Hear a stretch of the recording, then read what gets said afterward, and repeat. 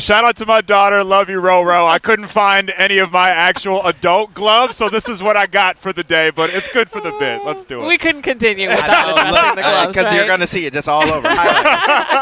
You doing okay? You got I'm the doing blanket good. too? My toes are cold right now. I didn't double sock today. I don't know what I was thinking, but I think I'm going to make it. I'll be all right. Maybe have to run down to Walgreens, grab us some toe warmers, but we'll figure it out. Yeah, we were just looking if we could maybe DoorDash some. Instacart. I just looked it up, so I need a commercial break to figure it out. It is so it's chilly out here, and I think folks know that, right? So they're showing up and they're wearing layers, and that's great. I think if you're just kind of sitting in one spot like we are right now, it gets a little chilly. So just know that if you're coming out here today, definitely dress for the weather because it's a chilly one. Not the coldest we've had, no, and it's not, dry. So we've got that going for us. That's a plus. If it was snowing, it was raining. I don't know, Amy. I may have been a little sick today. No, I'm just joking. But, yes, it's honestly not that bad. Yeah. Baseball weather here in Minnesota for the opening of the season. We're Minnesotans at the end of the day. Right? We can brave through it. We can do it. Well, we've got a lot coming up for everybody. We're so glad that you're with us here streaming on your Fox Local app, fox9.com, our YouTube channel, wherever you can find us. We'll be here with you for the next 3 hours, take you almost up to first pitch, which is at 3:10 today, you guys. And we've got a great game ahead. These Twins have some momentum coming into today, Ahmad. Yeah, they started the season on a slump, 0-4, but finally managed to get string together 2 wins against the White Sox. So if you take a look at the AL Central standings right now, every team in the AL Central is 2-4. So a division of bad teams, and the Twins just happen to be the best right now in those bad teams. So hopefully they keep it together. As we all know, it's a long season, 162 games. So if you're ready to write them off after 6 games, you don't know baseball, so just be patient. Max, I don't know if you saw, I saw Aaron Gleeman tweeting that last night, the picture of the standings entirely 2-4, 2-4, 2-4. And it's like the Timberwolves in the Western Conference. I mean, it is tight. It's tight. I heard someone break it down as whoever wins the AL Central is going to be who beats the White Sox the most. Literally. So it might boil down to that. So we already got 2 up on the rest of the competition. That's right. It's so fun to be out here and just really soak up all of the excitement. We could feel it if you've been watching Fox 9 Morning News all morning. You've seen that since about 6 o'clock this morning, folks have been out eating, ballpark-style breakfast, hot dogs, chips, sodas. So people are getting ready for it. Is this a day that you have looked forward to, Max, opening day? For sure, yeah. I've fallen in and out of love with baseball throughout my life, but I'm back in love with it. We've had a toxic relationship, but I think we're in a good place right now. The game is so fun, and we got the pitch clock to kind of speed everything up, obviously. Yeah. And the Twins are they're an easy team to root for. They're not, obviously they're frustrating sometimes. They're not always the best team, but they're a super easy team to root for. They got a bunch of really good guys on the squad, and they seem like they have fun with each other. So I'm always super excited for the home opener. Absolutely. Yeah, home openers are great. I mean, you cover a lot of different sports teams, and I think, just the way baseball players present themselves. There's not a hierarchy really. It's just very different, but there is sort of that bond and that kind of approachability, if that's a word. But, they seem very down to earth and absolutely in the clubhouse and things like that as well. Yeah, they're always willing to talk, especially early in the season when, everyone's doing just a little okay. They're not in a major slump or anything like that. But, yes, guys are more accessible. I know Byron Buxton, he's one of those guys that we'll probably hear from later in this show. But he's always so welcoming when you come in that locker room. Like the very first time that I had an interaction with him,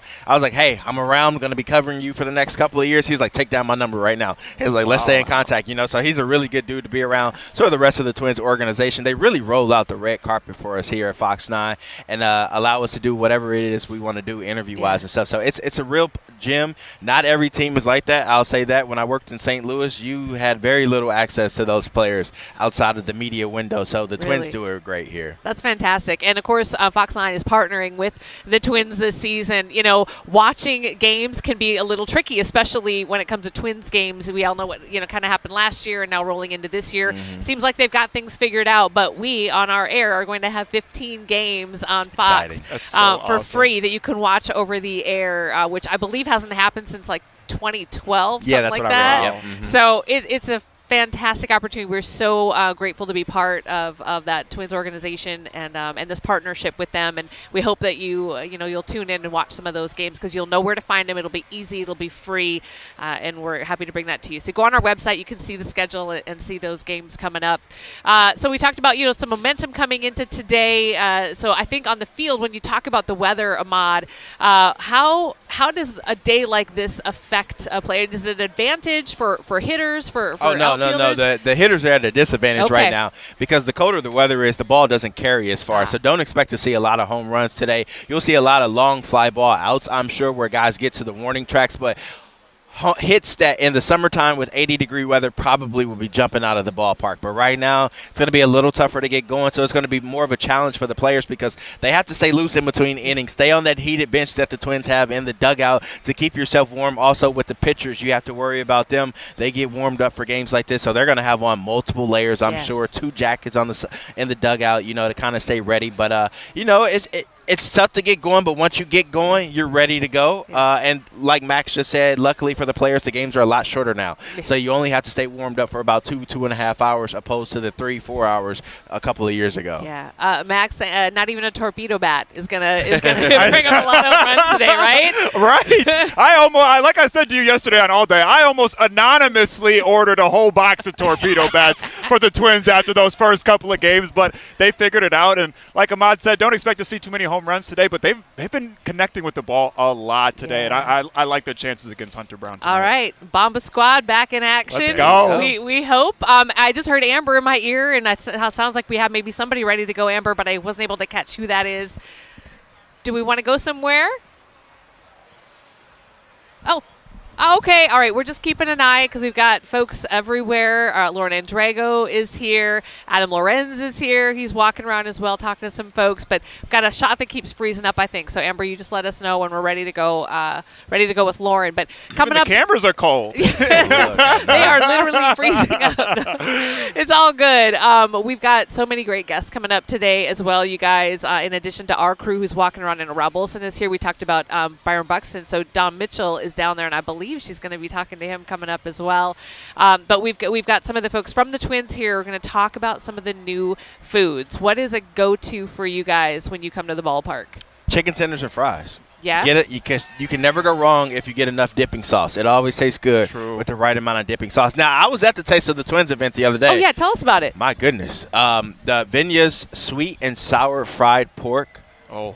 Really? Oh, my goodness, Amy. It was so good. So if you're going to the game today, I advise you to try that. Some people were fans of the dill pickle pizza. I'm a pickle guy, but not on my pizza. So that's an acquired taste. But the walleye fish tacos, those were amazing. They have some new chicken and waffles here. And one thing I love about the concourse now, if you've been to a game here, you know how long it takes to get some food and get back to your seat. Sometimes it takes up to 30 minutes. They now have a self-serve kiosk where you just walk in, you grab what you want, you scan it, and you pay for it. So if you have Apple Pay on your phone, it's going to be so simple. So you get there, you get out, and get back to your seats immediately. So it's a great thing they have this year. So great. How about you? What's your go-to? Well, first of all, Ahmad's got me ready to hop the gate and just go grab a bite to eat right now. But after looking at all the new items, judge me all you want. I want that Spam sandwich, baby. Really? I want that Spam sandwich. Listen, I'm not going to forget where I came from just because I got hired at Fox. I'm from the trenches, baby. I've had plenty of Spam sandwiches that were necessary. The trenches of Austin, Minnesota? Is that what you're talking about? Those trenches? Those trenches. Okay. It wasn't that bad, though. It wasn't that bad. With the caramelized onions and the bacon, it actually was pretty good. It sounds fire. I'm no Gordon Ramsay, so I just need something simple. I'm cool with the Spam sandwich. We love our Spam. We want to check in with our Rob Olsen right now, who is out and about. Rob, what have you found for us? I found warmth, Amy. I found warmth for once. You guys get to be outside. I am in the Thriving Club here, overlooking, on the third baseline here. Because look at this. This is the place to be, at least for now, because we have flames. I don't know. Oh yeah, that's kicking out some heat. You can see the staff here getting ready for the day. You guys getting ready? Yeah. Ready to serve up some tasty beverages. Yeah. I think I'll come back here. Well, over here, it looks like I heard some food getting prepared. Are you guys on a tour group? Oh, look at this. We're streaming live right now. Rob Olson. We see Rob quite often. Hello, Rob. What are you telling these fine We're folks? just giving these folks a tour today of Target Field, talking about Twins history, the ballpark, and just any questions they have. Most are local. We've got folks all the way from Raleigh, North Carolina. Really? We have a gentleman from not Allentown, Easton, Pennsylvania. Well, good memory. Yeah. Well, they're our guests. What's the number one question you get here when you tour people? The number one question a lot of times is, where can I find certain things to eat? And they all get a little bag, and they've got something in there that'll tell them where they can find all the different foods around the ballpark. All right, where have you taken them so far, and what's next? Well, guys, what have you seen so far? We've been to a couple suites. Yeah, they're pretty sweet. Yeah. Yeah, I know. Bad joke. Yeah. Yep. Budweiser deck. Thriving. Here now. Truly on deck. Truly on deck. Yeah. Yep. Wow. Do you get to taste test or sample anything on the way? Well, not yet. Yeah. So Should we'll work see. on that. We'll see if that comes. The bar's opening over here. Well, yeah. Yeah. All right. Well, enjoy the tour. Yeah. And wait, you're going batting practice because they'll be going down, and we'll be watching batting practice. going down here. to batting practice. Yep. Who's from North Carolina? These folks back They're all put them. No, they are. Why? How did you wind up here for opening day if you're from North Carolina? So we travel to different cities and go to MLB parks, and so And how many have you been to? 10. 10? 10, yeah. That's not bad. How does this rank so far? Oh, it's beautiful. It's beautiful. It's great. Yeah. And you're indoors right now. Yeah. So it's warm. I mean, if you're going to come to Minnesota from North Carolina, I wouldn't think opening day would be I think you'd come in July, but opening day is fun. Yeah, we're educators in North Carolina, so it's our spring break. Oh, So it perfect works out. timing. Yeah, And what's the temperature back home? I think when we land tomorrow, it'll be in the 80s. Hey, Rob, you might want Yeah. to why he's Hit what? Oh, and from Pennsylvania? Why are you Home here? to Larry Holmes.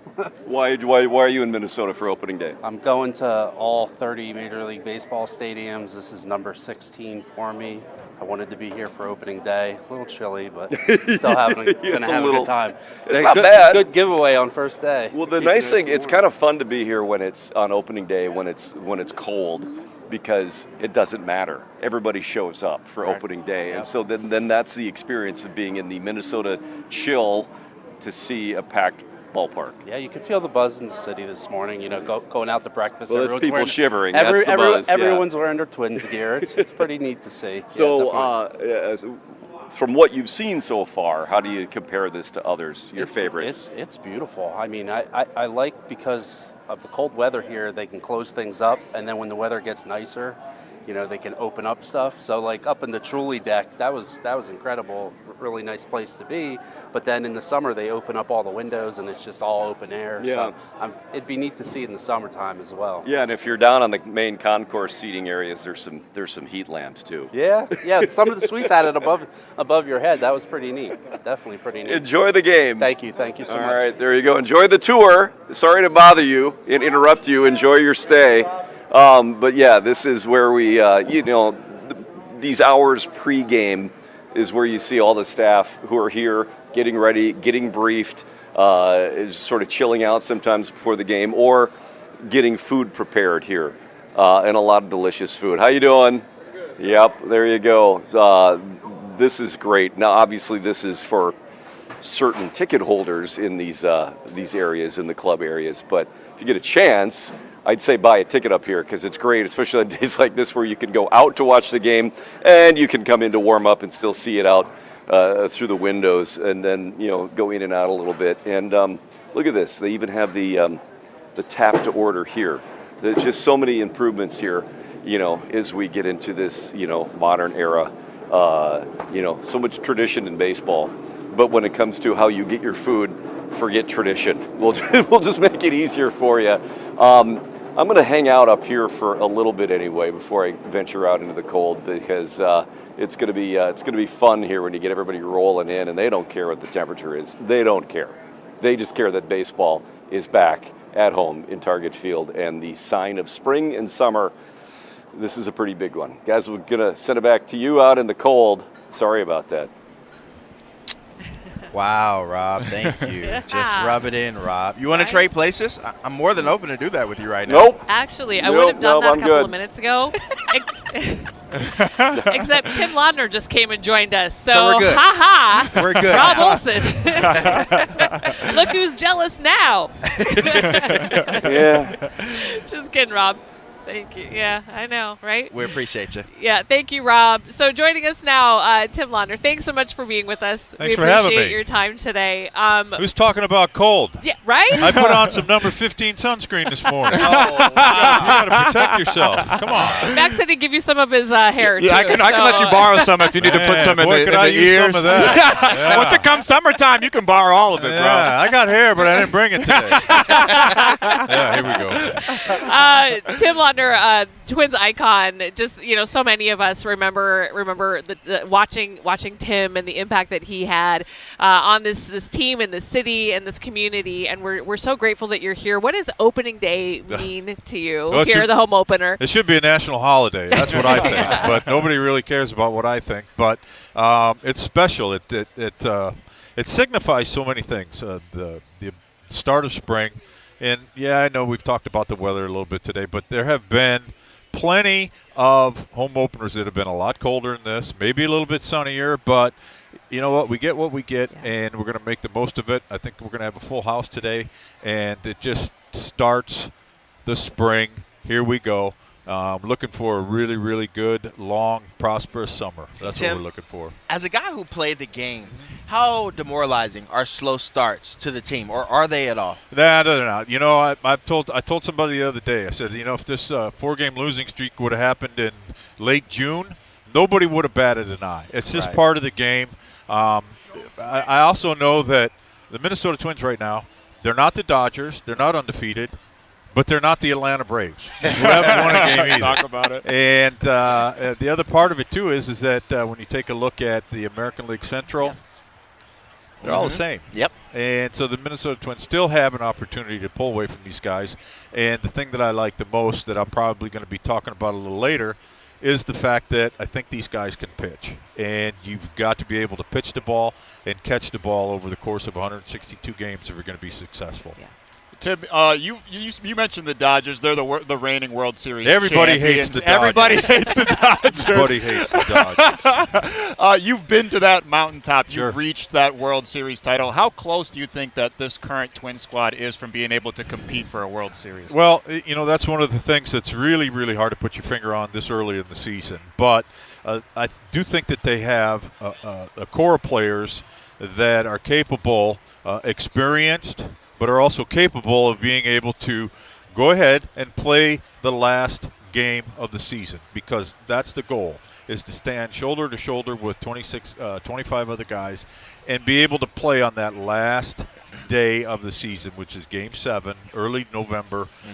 That's what the goal is. That's what you set out to do, even when spring training starts, when you break camp. And you find out who your teammates are going to be, and let's get after it a little bit. That's what the goal is. That's why you play the game of baseball. You're a local. That's what kind of makes you special here too. We love claiming folks here who are our own. Of course, Joe Mauer came up the same way, and so when we think about you and your career and when you started, to look at that arc as a kid from Brooklyn Park, right? Brooklyn Center. Brooklyn Center. Sorry, it was Park Center. Park Center High School, in correct. Brooklyn Center. Yeah. When we look at that arc to where you are now, I mean, what's it like for you to be in the booth and to be calling these games and be the analyst that you are, knowing where you kind of came from in your journey? Well, it's kind of amazing when you think about it that I haven't been booted out of this stadium. But yeah, to come, I don't know, full circle. This is going to be the start of my 18th year doing the pregame, postgame show for the Minnesota Twins. And yeah, there's been some changes this year with regards to our television and how we're going to go about our business. But the reality is we're going to try to be in as many homes as we possibly can. In my 18th year, I only played 9 years as a player, and so by the end of this year, I'll have doubled my time on the field in front of the camera, which is really, really crazy to think about. But the reason that I do it is because, number one, I still have a passion for the game of baseball. I love the people that I get to work with, the people that sit next to me, and even probably as important or more important are the people behind the camera. Yeah. We in TV, we know all about that, that we don't get to do our jobs because unless the people behind the camera support us the way that they do. And so that's one of the reasons why I continue. Yeah, passion for the game of baseball. Look, this game has changed since my generation and previous generations. Changed dramatically. But the thing that I hang on to every day that I come to the ballpark is it's still about a ball, a bat, and a glove. And the one thing that hasn't changed since Abner Doubleday is the fact that the team with the most runs still wins the game. How about that? How about that? Unbelievable, right? Tim, for you, did you ever think your broadcasting career would last as long as it has right now? No, you know what? I've been tricking them twice as long as I tricked them when I was playing.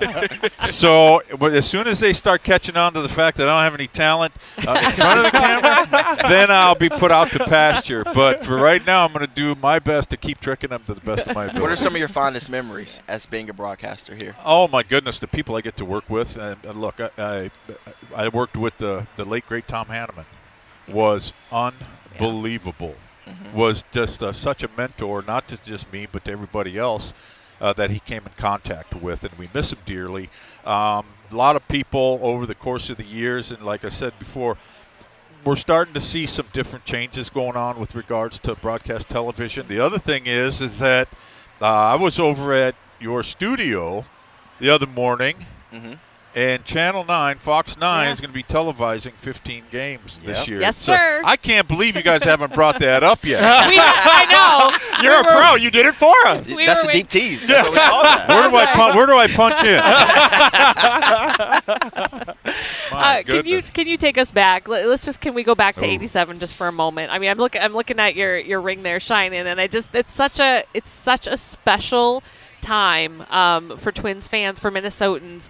When you look back on that season, game 2 for you, I can't imagine what goes through your mind still all these years later. Well, I guess the thing that still goes through my mind is that when we had, it's not very often, but when we have the opportunity to get together with our teammates, we did in January down in Florida during the Minnesota Twins Fantasy Camp. A lot of guys come down, and it's like we just saw them yesterday because we have created a bond that will last forever. There were some very, very special moments over the course of that year.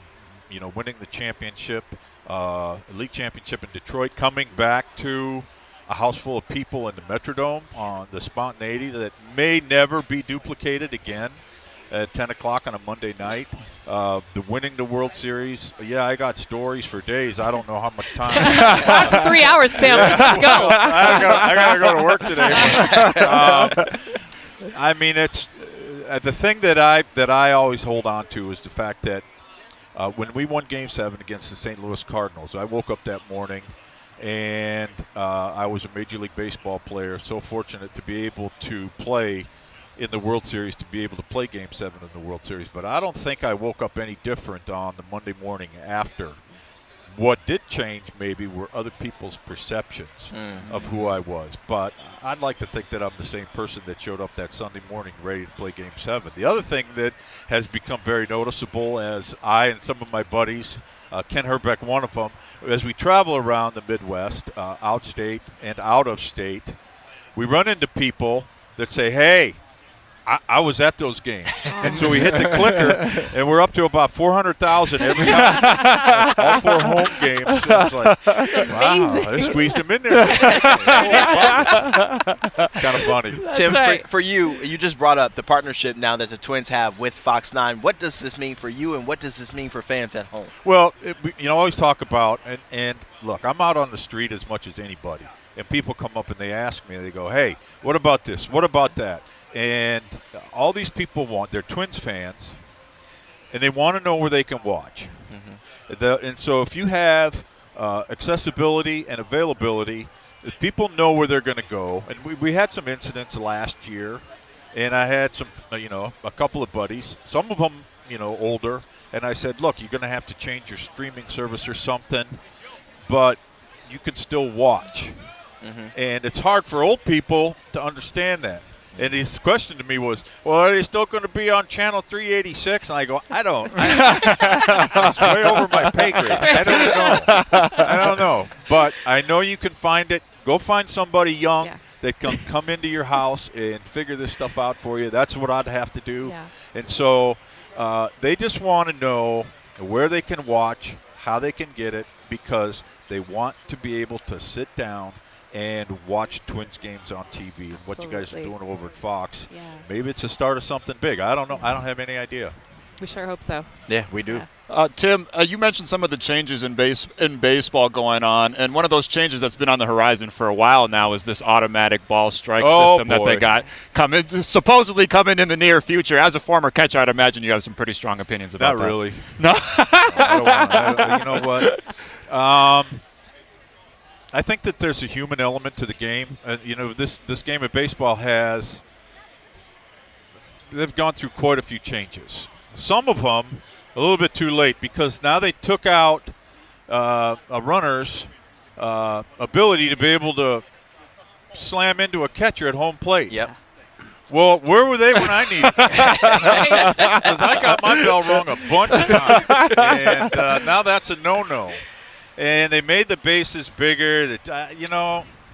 Like I said earlier, with all the changes that have come down the pike, it's still about a ball, a bat, and a glove. And there's still a passion for the game of baseball by the people involved, by the people that sit at home and want to watch TV, people that maybe aren't capable of coming down to the ballpark. We hope as many people that as possibly can come down here, but we know that there are people that aren't capable, and we want to make sure that those people have the ability to be able to watch this current ball club. Yeah.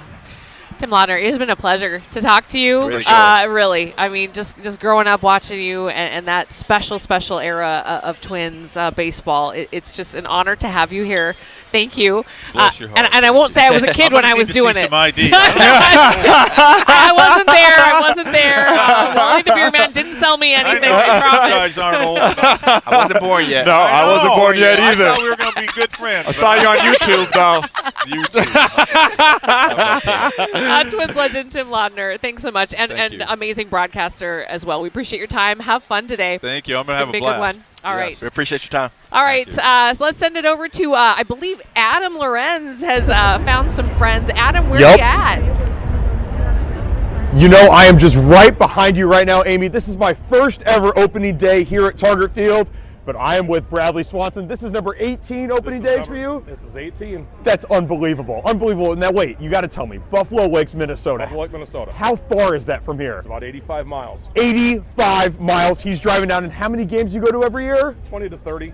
20 to 30 games? Yep. Unbelievable. Unbelievable. Okay, now, 18 opening days for the Twins. You got to tell me, what's your favorite Twins opening day memory?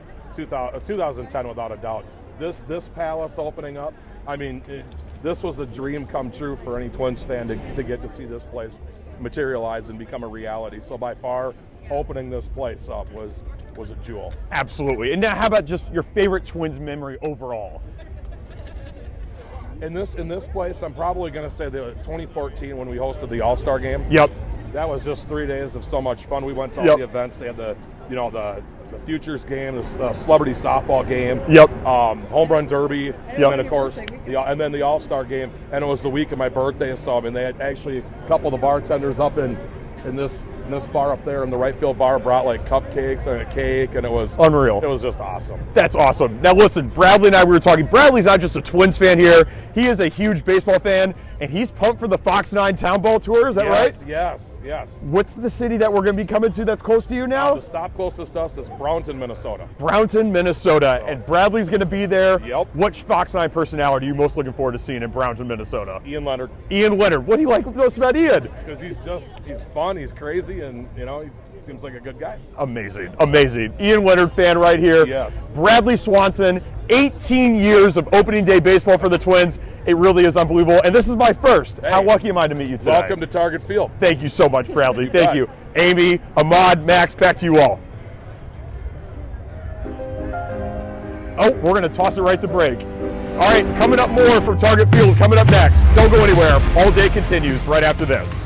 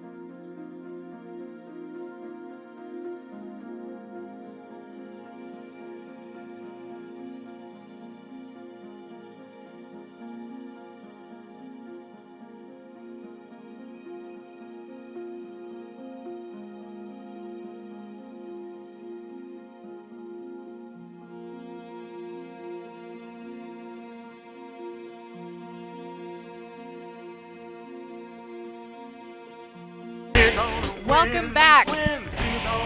It's the home opener. Target Field is ready to go, and so are we, and so are Twins fans. So many people have had this date circled on their calendars for months and months, and we are so excited to welcome home our Minnesota Twins, who are on a bit of a heater right now, coming in hot from Chicago and hoping for another win today for the home crowd. I'm out here. I'm Amy Hockert. I am with my wonderful stream team folks here. Ahmad Hicks, Fox 9 Sports, Max Fuller, part of our stream team. And we have a very special guest that we want to bring into the fold as well. This is Heather Rajeski with the Twins. And Heather, you have a fun job. You get to kind of play with all this stuff, and you brought us some today. Yes, we have lots of great giveaways and theme night items coming this season. Starting off today, you have our opening day beanie. So the first 10,000 fans will get that City Connect beanie. We also have our first bobblehead of the season is the Royce Lewis bobblehead here. Nice. It's really cool. Some of our theme nights we're doing this year, we have country night. So we have the denim twin shirt. Stop it. We have Carlos Correa bobblehead for Star Wars night. Hello Kitty night. This is our kids' back-to-school backpack gate giveaway. Oh, that'll be cool. And then one of our new fun ones this season is a SpongeBob night, so a Twins SpongeBob jersey. And we're also honoring the 75th anniversary of Peanuts. So Peanuts button-up Hawaiian shirt. Oh, my goodness. How soon do you guys start planning all of these giveaways and what you're going to do and how you're going to do it? I'm actually already thinking of next season. So once these get done, I'm already moved on to the next. Oh, my goodness. Yeah. So what's the creative process like when you guys think about the giveaways for fans? How many people are on your team that come up with all these ideas? It's me under the promotions and special events, and that's it. But I do touch base with our marketing team, which is great, and I always get ideas from everyone within the organization. And then once I get the idea, we just start rolling with the vendors on the creative process of it. But it does take several months. Oh, I'm sure. Yeah.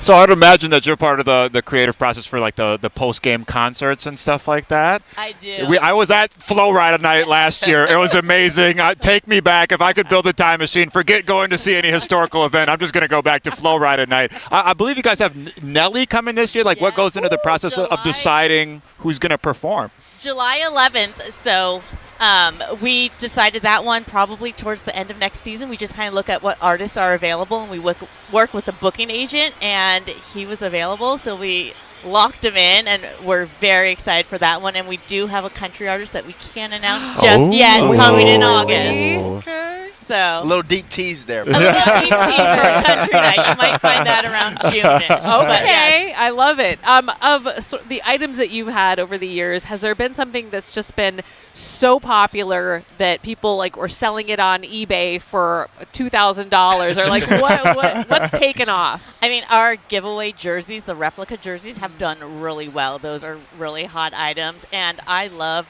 doing the Duran bobblehead last season. The first time I saw his intro on our video board, I just knew, I'm like, that's my bobble. So it's really cool with the lights and the sound. Yeah. So when it comes to selecting these jersey giveaways and these items that you do for fans, you talked about how you're already thinking ahead to next season. So is there like a long list of items that you want to do that maybe don't make the cut where you're like, you know what, this is guaranteed to make the cut next season? Yes. Okay. Yes, I do have a list. I'm like, maybe not this year, but next year. So it's constant. I love it. I can only imagine.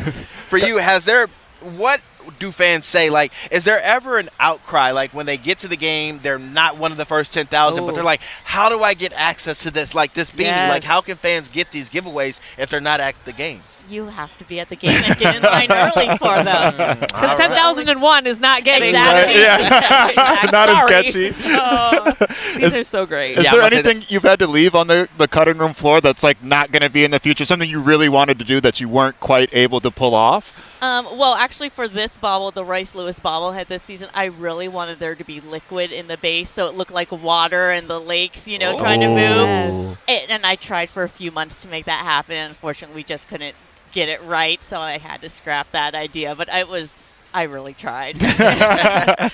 We know the Timberwolves have the Nasri towel. Yes. That has become something that's just gone global. People take pictures with it all over the world. Is there something that you're hopeful can take off like that, or something that you have that you feel like has just really had a sentimental pull for people?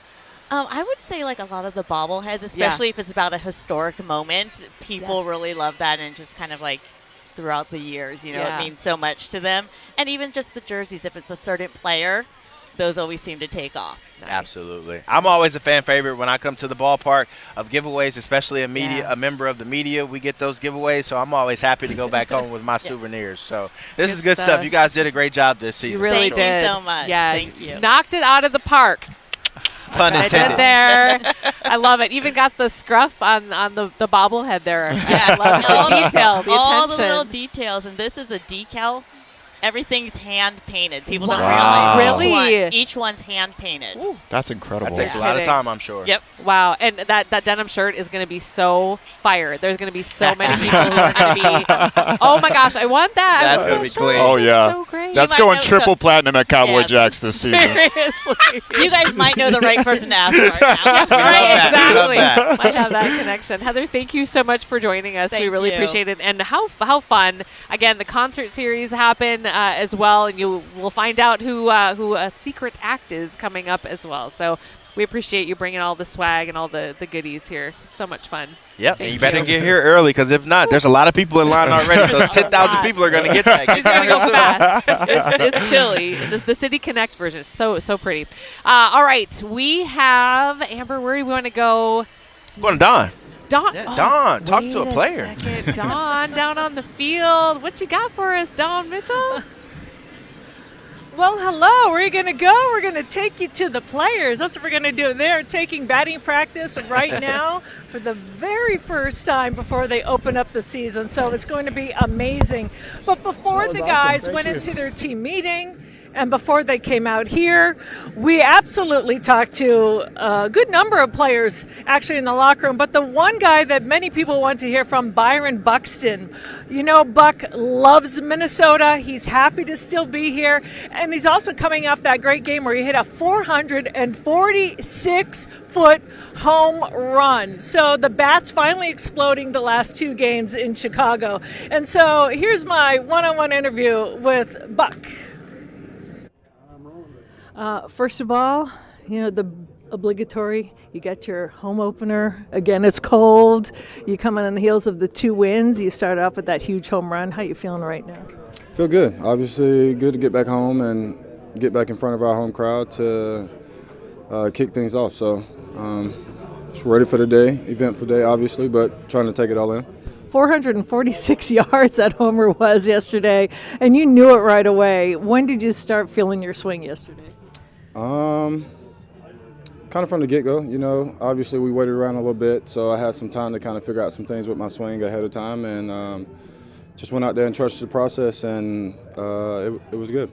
How do you mentally prepare for these cold, chilly home openers? Do you just say, I know how it is here in Minnesota, I just have to tough my way through it, or do you embrace it? Do you enjoy it?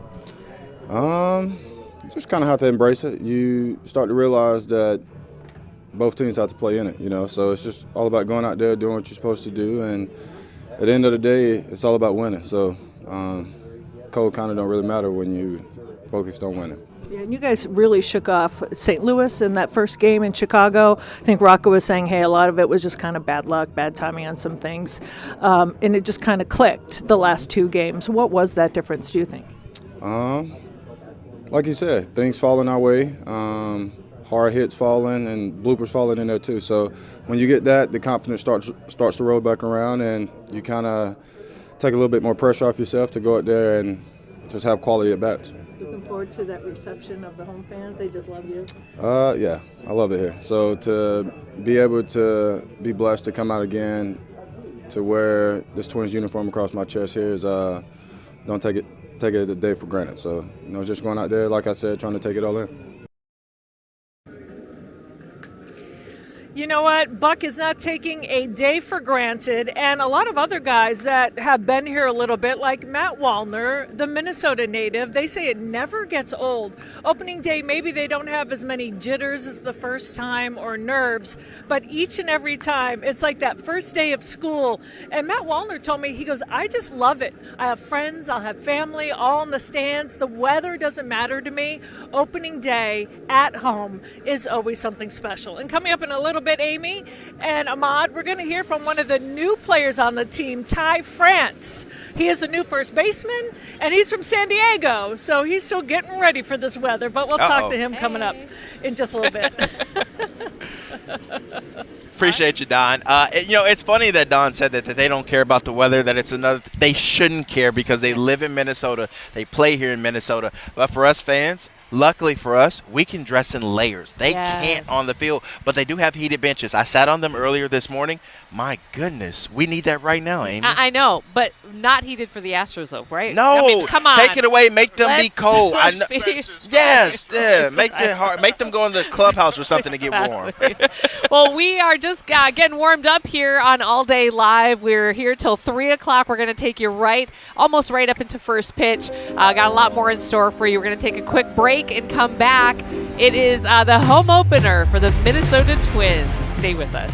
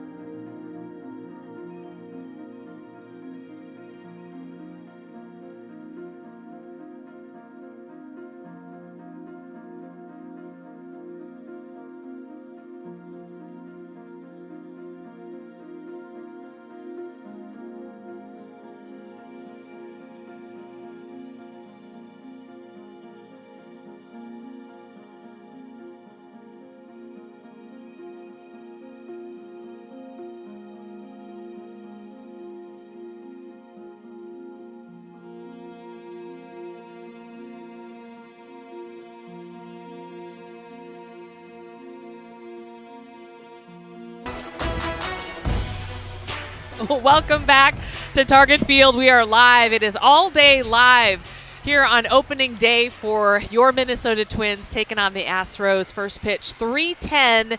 And we're just getting you started. We're getting you warmed up, getting you excited for this game. It is a little chilly. It is a little chilly out here. Ahmad might have just ordered some hand warmers. There's no might. I did, Amy. We're 20 minutes away from some relief.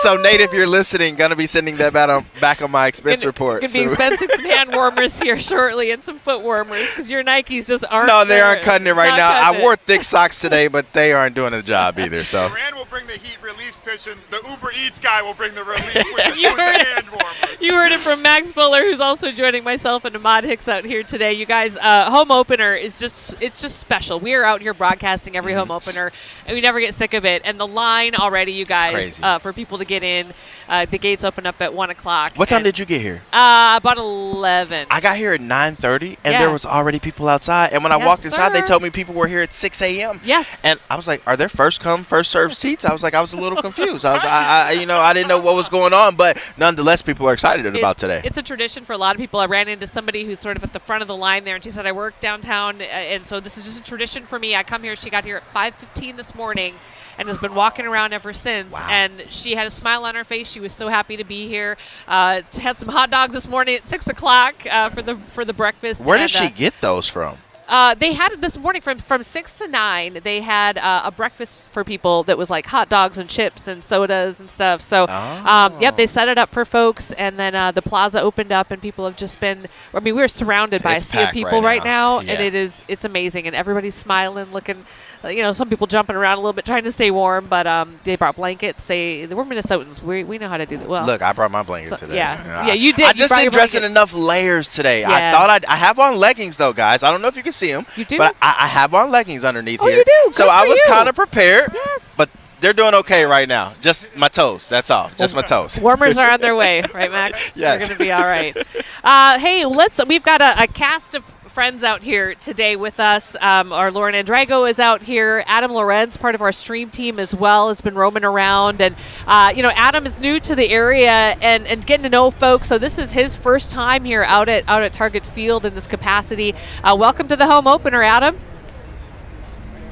Thank you, Amy. It is my first ever opening day here at Target Field, and I have found the #1 Twins fan. This is Joe from Anoka. Joe, you got the Lucha Libre mask. Where did you get that mask from? Got it on Wrestling Night about 5-6 years back. Here at Target Field? Here at Target Field. Okay, now, listen, how many home openers has this been for you at Target Field? It's got to be at least 8 or 9 openers, 6 with the mask. It's a family tradition for us. The mask is a family tradition? No, just coming with my dad and just dressing up. I wish the mask is a tradition every home opener. Did your dad wear a mask when he was coming to Twins games way back when? Nope, I just take it to the extreme every time. I don't hold anything back. Now, where can we find you inside the ballpark? Because you have got to be the rowdiest fan here. I'm going to be everywhere. I walk everywhere. I make rounds, and I'll be right by third base. Okay, all right. Now, listen, Amy, this is a nice crowd that we've got here in the Target Field Plaza, but I think it could be spruced up a little bit, and I think Joe is going to be here to help me. Joe, let's get a Let's Go Twins stand started. Come on, here we go. You ready? Let's go Twins! Let's go Twins! Let's go Twins! Come on, let's go Twins! Let's do this! Let's go! We're having a great time here in the Target Field Plaza. Hey, this is my first ever, Amy, it's so funny. I've been telling people, they're like, where are you from? I said, I'm originally from LA. They're like, oh, this is a heat wave. Don't even worry about it. Oh, this is pretty cold. Hey, but we're staying warm. We've got lots of energy here, and we can't wait to see what else is in store for today. Back to you all at the desk. All right. Yeah, we'll be good to you when you tell people where you're from. Just don't tell them you're a Yankees fan, and you're going to be just fine. Okay? Everywhere you go, just you're a Twins fan. You are here now, and you are a Twins fan, and we welcome you with open arms, Adam. It's good to have you as part of the team. It was so funny to see the guy with the mask on. Obviously, maybe one of the giveaways from years ago that people still hang on to. You need one of those, Max. I was thinking the same thing. I would love one of those Lucha masks. I don't know how it would work with the fro, but I would love one of those. I'm sure it would go well today, especially with this weather. Keep you a little bit warmer than right now. Absolutely. That's really cool. As you mentioned, Amy, just the tradition. That's one of the coolest things about baseball. Is like these people. A lot of these people they did it with their dad or their mom or their mom's mom and their mom's mom's mom. It's something that's passed down through generations that we can all enjoy, and that's one of the coolest parts about these kind of days. Absolutely. And I feel the need every 30 minutes or so to remind people about your gloves. Just in case you're just tuning in and you didn't catch us off the top of the show, I just feel like we have to address them every few minutes or so for those new viewers. I couldn't find my actual adult gloves. These are my daughter's gloves. The Fox paycheck has not hit yet, so I don't have real gloves quite yet, but they're on the way. I told the Mods DoorDash guy to pick me up some gloves while he's on the way. All right, we are door dashing heat packets for our feet. Yes. and man gloves as well. We're having a great time, and we know that our friend Lauren Drago is out here too, and she's been trying to find some folks to talk to and finding out what foods are going to be available for us. Lauren, you found it. We're so happy to see you. Oh, it's so great to hear from you guys. Yes, we are inside the stadium, calm before the storm. Just a couple of minutes until the gates open for fans. It's not really feeling like typical baseball season here for a lot of people, but it certainly is smelling like baseball season. My nose brought me right here to Kmarchek's, right outside the main gate behind right field. And they're cooking up lots of great stuff here. I'm here with Paula, a volunteer who runs at Kmarchek's, and there's a new menu item here this year. Can you tell me a little about it? Yes, we have a sampler of 6 different brats. So you get 2 Polish sausage, 2 like regular beer brats, and then 2 cherry bomb brats, which I haven't tried yet, but I heard they're really good. Oh my goodness, 6 brats for one person. I'll ring you at $39.99. A lot of great favorites here. We all know Kmarchek's in Minneapolis, but a lot of people love coming here to get their brats and their drinks, adult beverages here too. Tell me a little bit about who you're working for. You are one of the volunteers that's here working for a nonprofit. Tell me a little about that. Yes, I'm working for Concordia Academy, so we can earn money for our students or sports activities and things like that. So it's a great way for us to volunteer and raise money for our kids. Oh, fantastic. And you, all these Delaware North people, a lot of you guys are volunteers that are working here at the food vendors. Paula, thank you so much. Happy opening day. You've got the turtleneck and the layers on. I don't. So you are prepared for game day. I want to show you this too, Amy, Max, Ahmad. We showed you a couple days ago that self-serve kiosk available to keep the lines expedited here at the games. They're all over the place. So here at Kmarchek's, you can ring yourself up yourself and pay right here. It's supposed to keep things going a lot faster. I'm going to go try to find some warmth. There's a couple of indoor spots here at Target Field, luckily. So if you're feeling a little chilly, you can go warm up at Truly on Deck, a couple other spots like that. So I'll check back in with you a bit. I also want to meet up with our famous, beloved organist, Sue. She's been playing organ here since 1999 for the Minnesota Twins back in the Metrodome days. So we'll find her and check back in just a little bit. Well, that sounds great. Yeah, we met Sue for just a couple of minutes with you earlier this morning, and then also on our website, if you want to go check it out, Kelsey Carlson did a fantastic package with her, story with her a couple of years ago as well. So look forward to hearing more from Sue, the organist. Yeah, it's a great day out here, you guys. Actually, you look. I mean, don't look, but I feel it. Do you see what's happening right now? I kind of feel it right now. Oh, you my. Guys, Feels good. It just felt like 5 degrees warmer right now. Amazing. It's peeking out. And Simone just sent me a text. She said, "Toughen up, Buttercup." Wow, can you believe that? My goodness. She also texted you a picture of the hand warmers you left on the counter, didn't she? Hand warmers, toe warmers, and body warmers. Left them all. I can't believe it. Well, if you're coming out here today, just bundle up. You'll be all right. Just some layers. We're out here. We're going to take you up to 3 o'clock. First pitch at 3:10 today. A lot more to come on All Day Live. I believe we're going to take a quick break, Amber, right now, and then we'll see you just on the other side of this a couple of minutes. A lot more fun to come live from beautiful Target Field. It is ready to go. The field is warm. The benches are warm for the Twins, not the Astros. We let them freeze, right, guys? Every advantage we can get here. Just kidding. They're going to be just fine. We're going to be right back after this quick break. Stay with us.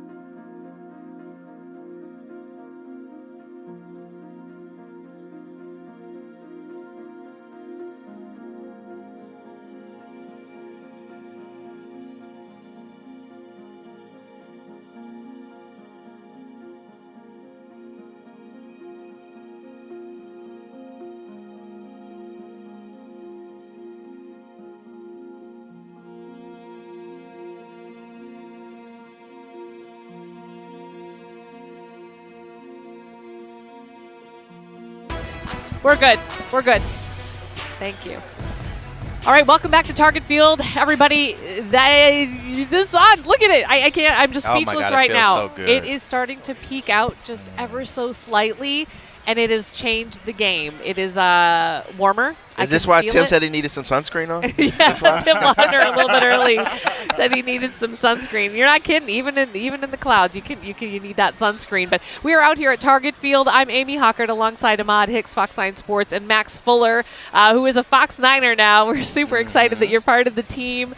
So glad to have you here, and especially on a day like today, the home opener for the Minnesota Twins, who are on a bit of a heater. They're on a heater, just like we are right now with the sun coming out. I feel a little Frodo-synthesis going on right now. I feel taller. I feel more energetic. I got the Twins fever running through me. They're on a 2-game winning streak right now, and I think they're going to put on a great show for the hometown fans. And Joe Ryan's going to get the start today, his first start of the season. He's one of those young, electrifying pitchers that he could be really good if he can just stay healthy and keep going out there all season long. And as we all know, the Twins don't have a ton of depth on their roster this year, so if they want to make that playoff push and win the AL Central, they're going to have to be healthy. If healthy, this is a pretty good ball team, but injuries happen. It's a part of sports, but Joe Ryan getting the ball today, and hopefully he goes out and just impresses fans. And don't you think this is kind of like, I think this is a year that Joe Ryan could make that jump into an upper echelon kind of area where the best of the best pitchers. It's about time, because I know 2 years ago when the team was in the postseason, he wanted to pitch in the postseason. He's like, look, I'm ready for that moment. This is what I'm here for. But, I guess Rocco Baldelli didn't have enough confidence in him to trot him out there as a starter. Now is that time to build that confidence up to go where he wants to go. Yeah. We want to talk more baseball. We got a lot to talk about here. We're going to be on for another couple of hours, but I'm looking at my clock here, and I'm watching it very carefully, you guys, because at 1 p.m., those gates open up. So right now, Twins fans are going to flood in. Let's let it go. There it is. Hey! And that's Kirby Puckett's son and daughter right there, who do this every year, open up this gate in honor of Kirby Puckett. Fantastic.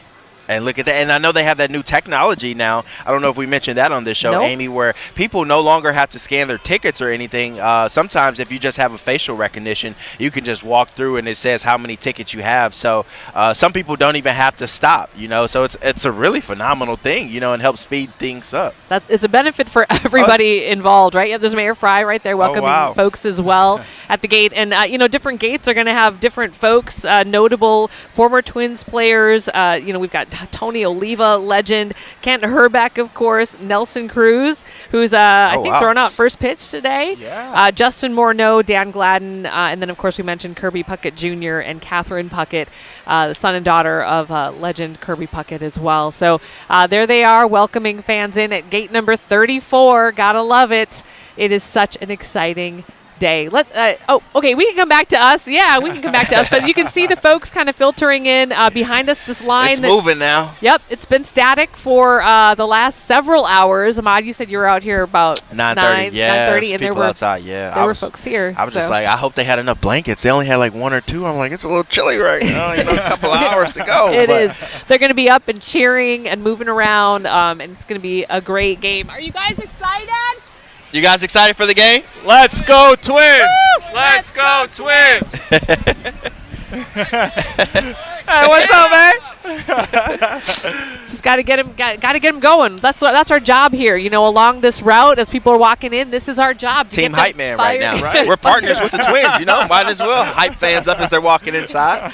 I don't know if folks know that. If you've been following us here this afternoon, we are going to be showing 15 games on Fox, and we're so excited about that for free over the air. So again, check out our website. That full schedule is there, but at a time when it can be a little bit confusing to know where to watch these games. There we go. Right on cue.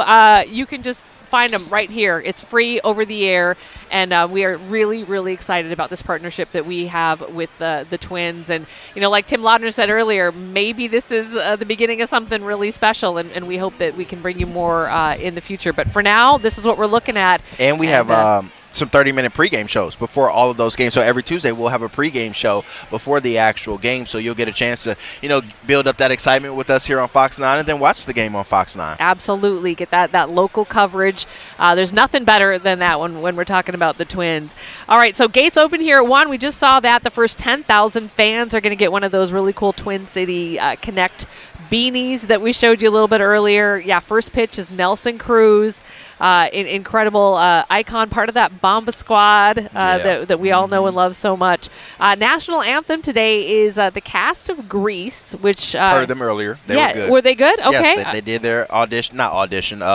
Rehearsal? Rehearsal. It was phenomenal. They did good. Fantastic. So they're out at Chanhassen Dinner Theater, and their performance is in honor of the late director Michael Brindisi, who passed away. So that's going to be a fantastic tribute to him / of course, national anthem. And then a flyover, you guys. This is, for some people, is the coolest part. I love that part of all this, right? It just makes the kind of hairs on the back of your neck stand up. So it's 2 F-16 Fighting Falcons from the Minnesota National Guard's 148th Fighter Wing, which is based out of Duluth. So get ready for that as well. I get more and more excited the more I'm talking about it. I love flyovers in sports. That's just one of the coolest things. You're with all your fans. You're standing up. You right after the national anthem, then you just see them fly by. It's so cool every time. It just builds up so much hype. It makes it seem so cinematic. Yeah, almost, it does. Yeah, and baseball, American Pie, Americana. It's all one and the same. I'm just so excited for this to get going on the home opener. All right, Paul, our producer, is talking to us and letting us know where we're going to go. Adam, okay, let's go to Adam Lorenz, who is a man of the people always, but particularly on a day like today when he's making some new friends here at Target Field. Adam? Absolutely. I'm standing just inside gate 34 right now. I was here when they opened up the gates, and now we have hundreds of fans pouring in. We got people playing beanbag. We got music going. We got food is in the air. And I did make some friends. My man here had a Padres hat earlier on, but look at the hat he's got on now. He's got a Twins hat. Hey, what's your name, buddy? Boston. Boston. And where are you from, Boston? Marshall, Minnesota. Marshall, Minnesota. How many Twins opening days is this for you, Boston? 3 in a row now. 3 in a row for Boston. This is my first ever opening day for any team. How about that? Yeah. Are you taking today off of school, Boston? Don't tell your teacher. No telling the teachers. No telling the teachers. Dad, you're a lifelong Minnesota Twins fan. How many opening days is this for you? I've been to every one here at Target Field. This is number 15. Number 15. Just the loyalty of the Twins fans here is unbelievable. How are we feeling about the team this season? Good, pretty good. I think we're feeling good. We're feeling We're good. on a winning streak. We haven't lost in April. That's right. That's right. Hey, it's all about the positives here. Every team in the AL Central is 2-4. It's just like the season just started today. Absolutely. We're having fun here. Everybody is now pouring in. This is going to be an awesome day here at Target Field. And I know Boston's happy that he's missing school today. And he took off that Padres hat. He's got on a Twins hat now. Back to you all on the set. I love it. My people from Marshall representing. I love it. Thank you guys for being here today. And there is a note. I think if you go, the Twins have put a sort of a note that you can download for a boss if you want to say, hey, you get the note to excuse yourself. I don't know about school. Maybe that'll work, but maybe give it a try. I wonder if that would have worked with our bosses. Today, probably not. Probably not. Probably we maybe next needed time to be here playoffs today. or something. Yeah, playoffs. there you go, Kelly. If you're watching, we're going to use that note later this year because we want to go watch. Yes, for sure. It doesn't really work for me. I feel like I stand out, especially with the gloves. I stand out wherever I go. Shout out to your daughter for those gloves, man. That's just the best. Absolutely. Let's talk a little bit about the AL Central right now. We mentioned it. If you're just joining us, popping in, we appreciate you being here. We're going to be here. We started at noon. We're going to be here through 3 o'clock.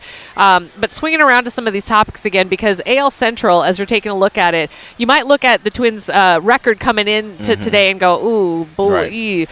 That's not the whole picture, is it, Ahmad? No, because if you look at the rest of the AL Central, everyone else is like, oh, wow. It's just like, who's the best team out of the bad teams? And that's what it's going to boil down to. The AL Central is one of those divisions where they have some good pieces, they have some good, bats, but they just can't put it all together. And that's the whole AL Central. So all you have to do is be better than the worst team in the MLB. The White Sox, they may be that. We very well know. And so I think it's still a lot of baseball left to be played. 156 games remain for the Twins this season. So, and the AL Central it's very favorable for Minnesota right now if they all stay healthy. Yeah. The Twins, they are the heading into the season, they were the betting favorite to win the AL Central. And it's like you said, there's no team that's going to be dominant. There's no Dodgers in the AL Central. Every team has their strengths and their weaknesses. The Tigers have arguably the best pitcher in baseball in Skubal, but they don't have the best hitters going on. The Cleveland Guardians made that incredible run to the ALCS last year, but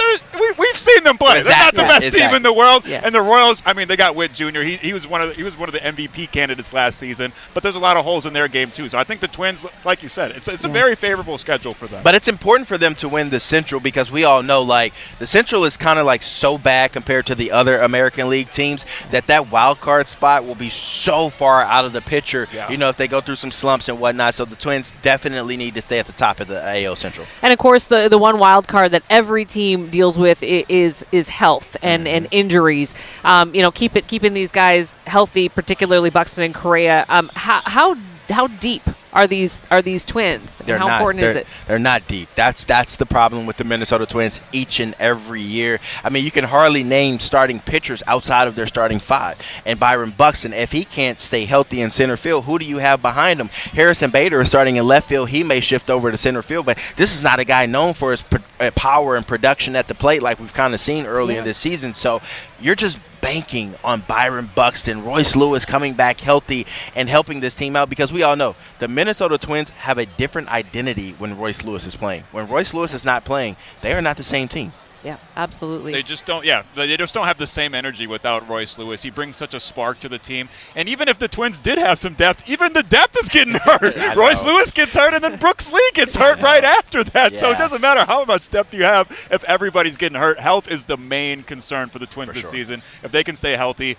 I think it's a pretty good schedule. Yeah, Rocco Baldelli, of course, entering now his 7th season. A lot of people felt like he might have been on the hot seat last season. Where do we stand with Rocco? It's kind of hard to put a manager on the hot seat when your front office and your owners are unwilling to go out and go pay players and bring in, you know, notable free agents and things like that. He's just playing the cards that he was dealt, and he was not dealt a good hand of cards. And so what do you want to do? Someone has to be the scapegoat, but I think that's unfair to the coach, especially when you look at the organization from the top down as they're trying to sell right now and going through that process. So kind of let you know there may be some gaps in between, you know, communication between the top and the coaching staff about what they need and how to go about that. So, but I think his hands are tied. You can only do what you're, you know, the best with what you're given. And, you know, he wasn't given a Los Angeles Dodgers type roster, you know, so he's doing the best he can right now. Yeah. And you know, we talked about obviously a potential sale of this team, and that's been sort of lingering in the air too. I mean, you know, fans, I think, feel a certain kind of way, right? 1,000%. You know, we can't ignore that fact that there is a sentiment of, you know, we got to get more depth. Absolutely.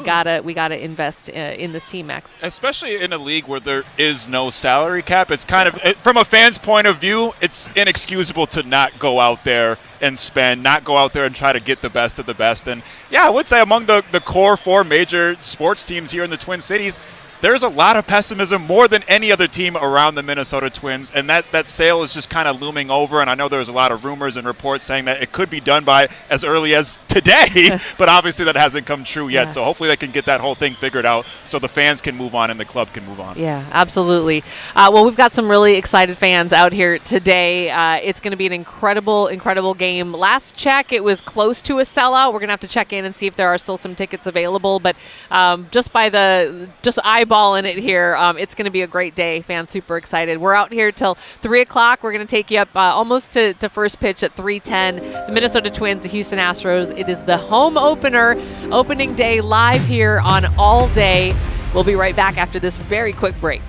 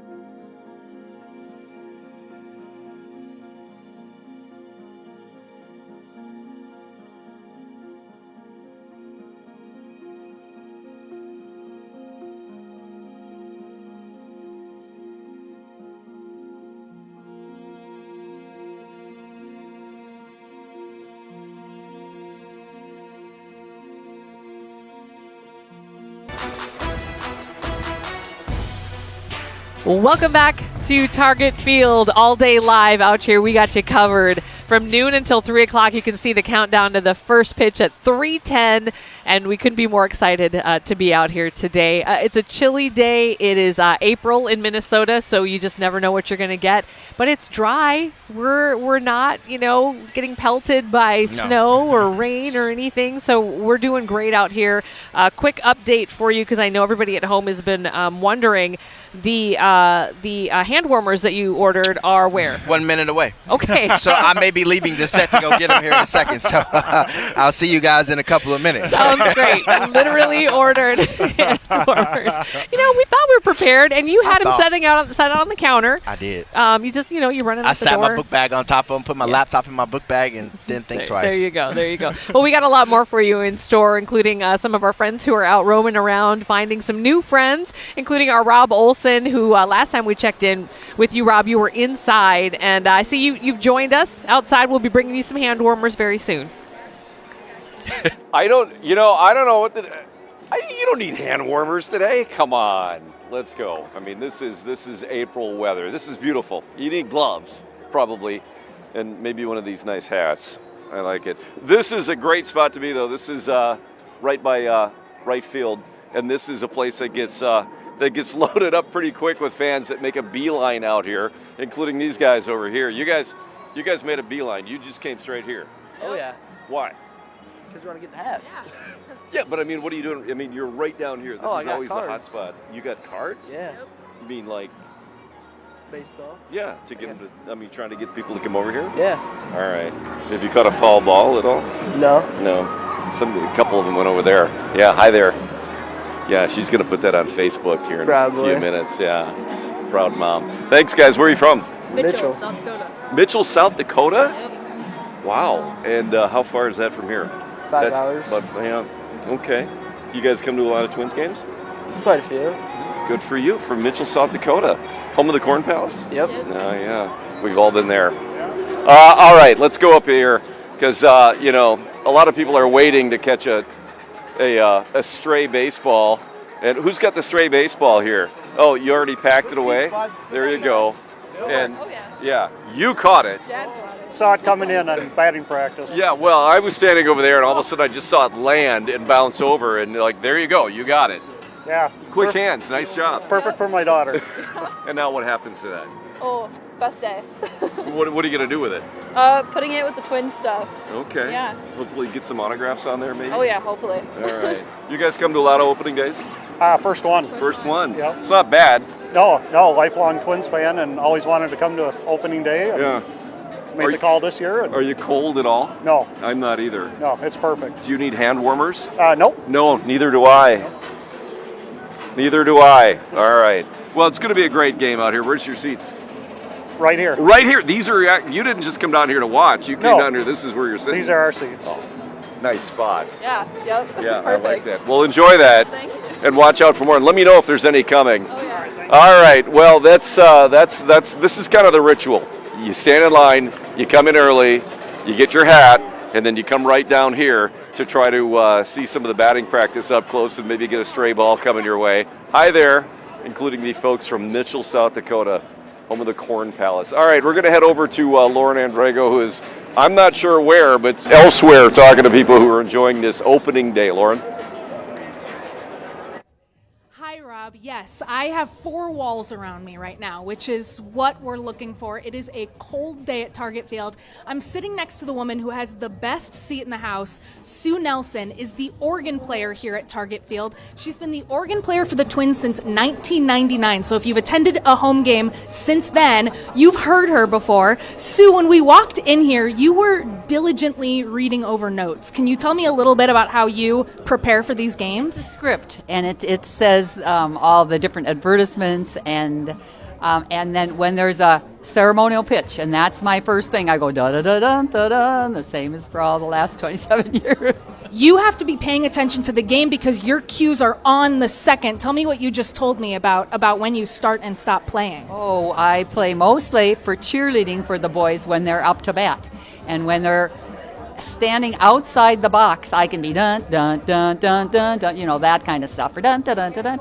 But as soon as they get both feet in the box, I have to stop. And that's a major league rule. It's not the Twins that would fire me, it's Major League Ball. Whoa, you'd be getting in trouble with the MLB, and we don't want that, which is why we've given you the penthouse here. We're behind home plate on level 5 in the concourse. This is the Twins pub, and anyone's invited in here to come get a beautiful view of the game and also to watch Sue at work. And it seems like everyone just loves coming up and talking to you and asking questions. So many of us from forever long ago. But there's kids, and the kids grow up here, you know, and and sometimes they say, I'm starting piano lessons, you know, and it's really, I think that's what I'm here for, is to help kids get introduced to music. I really do.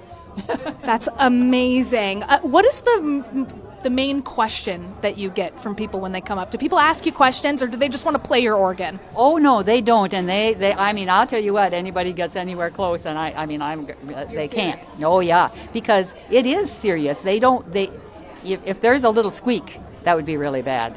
Sue, I'm going to put you on the spot, but would you be able to play us to break? Could you play something for us right now? Well, I sure can. Yeah, I bet you don't know. We're going to win Twins, right? Oh, I've never heard that song. Just kidding. We all know it. Here's Sue Nelson playing We're Gonna Win Twins all day. Back after this.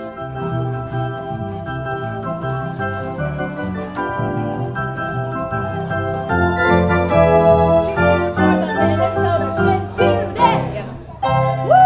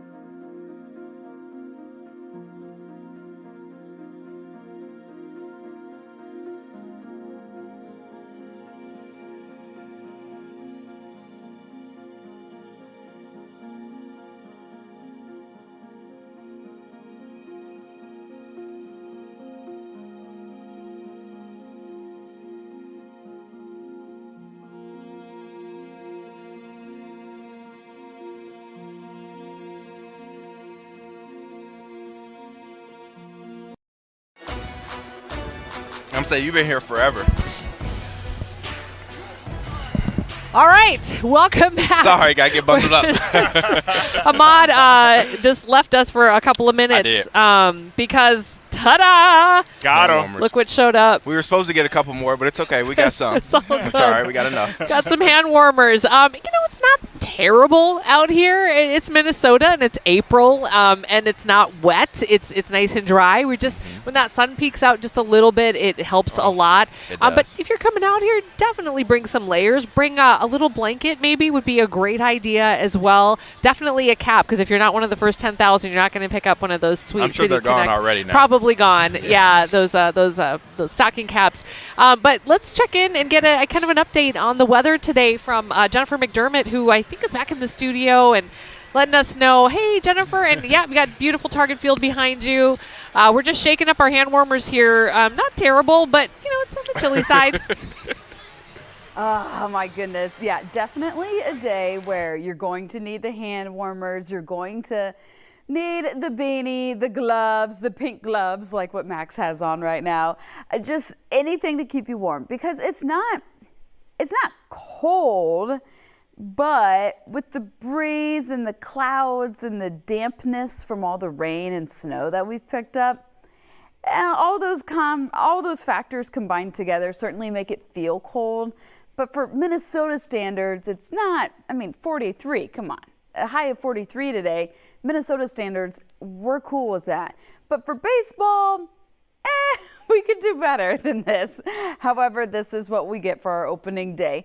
We may have a little bit of sun try and squeeze through the cloud cover throughout the afternoon and towards the evening. However, clouds are really going to be the dominating feature in our sky. Winds from our west at about 10 to 15 miles an hour. By tonight, 32 for the overnight low, keeping things quiet. The winds are light. And then tomorrow, when the Twins have the day off, that's when we touch 50 degrees. We'll have a little bit of sunshine try and squeeze through the clouds here and there. So in the morning, partly sunny, but then towards the afternoon and evening for Friday, it's looking to stay cloudy. Live look outside the beautiful Twins Stadium. So hopefully if you are already down there, you're bundled up and staying warm. And if you aren't down there yet and you're on your way, then yeah, I would grab the parka personally. I get cold easily, and I would grab the beanie and the gloves, and I would wear the Uggs, all the fun stuff. 42, that is our current temperature right now. Dew point of 28, winds from our west at 12, making it feel like 36 degrees. On our storm vision right now, we're keeping things very nice and quiet, tranquil for us on our home opener day, but down towards our south, it's anything but quiet. We still have that massive cold front draped across areas in the deep south and across the Midwest, and that's driving in more severe weather for our friends in Arkansas, Mississippi, Tennessee, Kentucky. They've been hit relentlessly so far this spring season with severe weather, and they're still dealing with it even after a very active day yesterday. Now up towards our north and west, we have another cold front that's going to move through come Friday night, and it may bring in a little bit of some rain showers for us, but they'll be harmless. If anything, it's going to open up our sky to sunshine by Saturday. Taking another look down towards our south and east, though, we have a level 3 out of 5 for a severe threat and enhanced risk for areas extending from Texas through most of Arkansas and over towards northern parts of Mississippi and western parts of Tennessee. These are all the storm reports from yesterday. You can see where Minnesota should be right here. The icons are all winter icons. We were dealing with snow over the past couple of days and sleet and a little bit of rain and just a little bit of everything. Down towards the south, though, that's where we had all the severe weather unfolding yesterday. And in fact, look at all these tornado reports close to 30 tornado reports across areas down towards our south. Right now, though, back here at home, we're staying quiet, thankfully.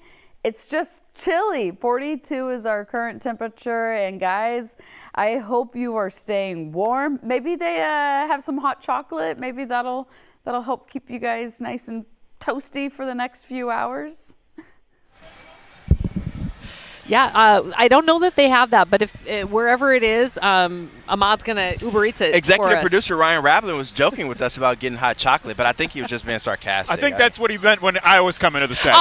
He said we got hot chocolate coming to the set, and so I showed up. That's what he meant. Oh my God! Ryan's just smiling right now.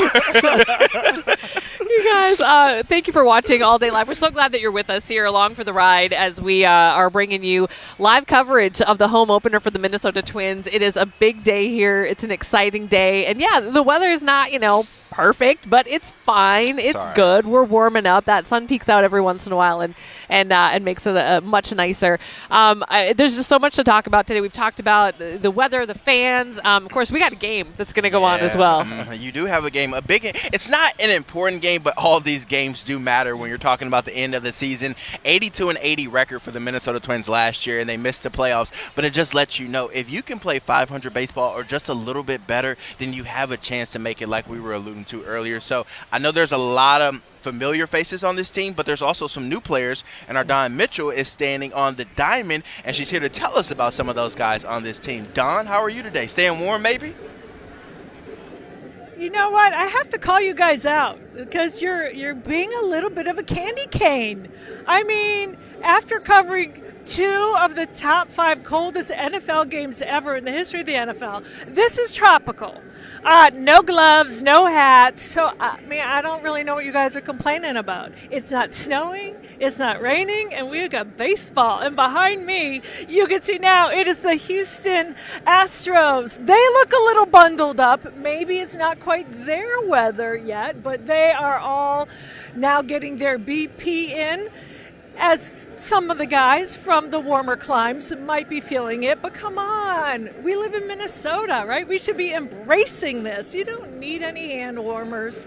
No, just enjoy the fact that it's baseball season. And one of those guys, brand new to the Twins, who was from San Diego, he played at San Diego State, is Ty France. He said, listen, I dealt with the weather in St. Louis when we first opened up. I dealt with the weather in Chicago. I'm really looking forward to not only dealing with Minnesota weather, but getting to meet their fans. And this is what he had to say, because so far he's been doing pretty well. He has 5 hits, 2 RBI, 2 runs scored, and he's looking for more today in front of his brand new home fans.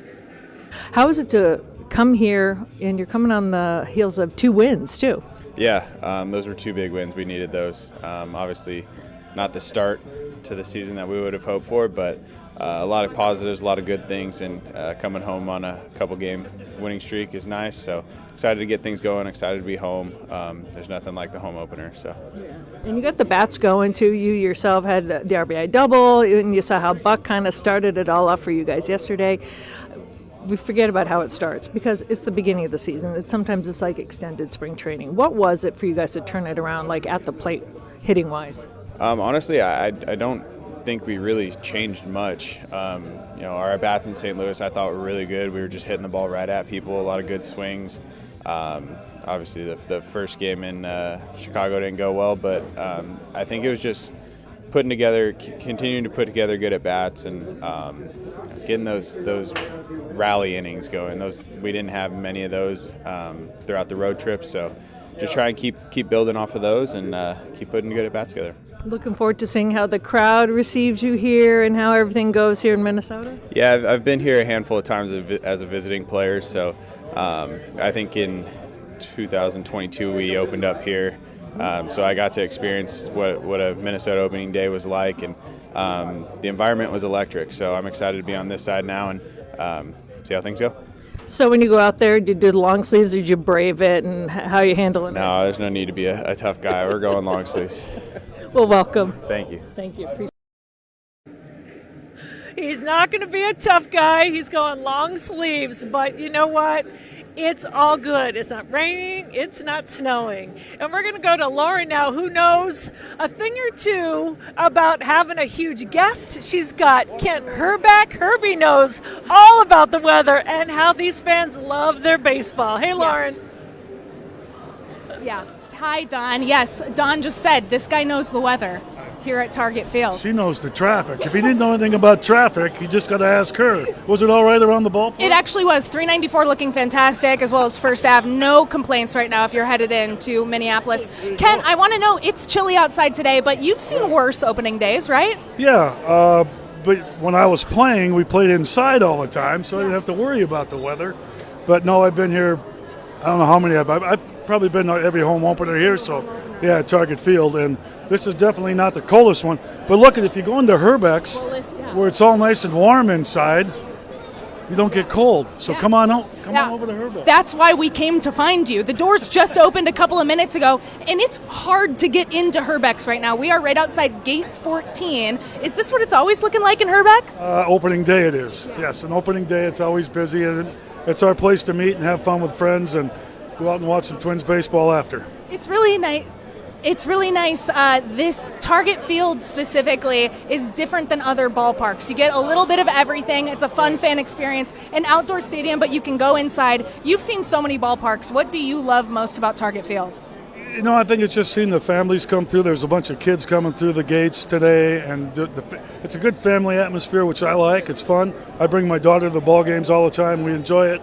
It's always been that for us. It's been a family, and I did it a lot back when I was a kid with my mom and dad, so it brings back a bunch of great memories. I love being with the family, and, of course, we watch baseball once in a while. Go Twins. Yes. Well, I got to ask you, because we've got you here, how are you feeling about the team right now? How do you feel about today's game? Well, I was as happy as everybody else was after the first 4 games, right? It takes a little time. They played good the last couple games. Hopefully they can get a win for us here again today. Be 3 in a row, which would be nice. But the guys, I like the team. Yeah. They stay healthy. They got a great chance. Fantastic. Well, I'll let you get back to signing autographs, kissing babies, whatever you were doing over there in Hrbek's. Thank you so much, Kent, for your time. I'll let everybody know that traffic will be a little slowed down after the game today. Thank you. Yes, thank you for doing my work. Appreciate it. All right, Amy, Ahmad, Max, back to you. It's busy over here.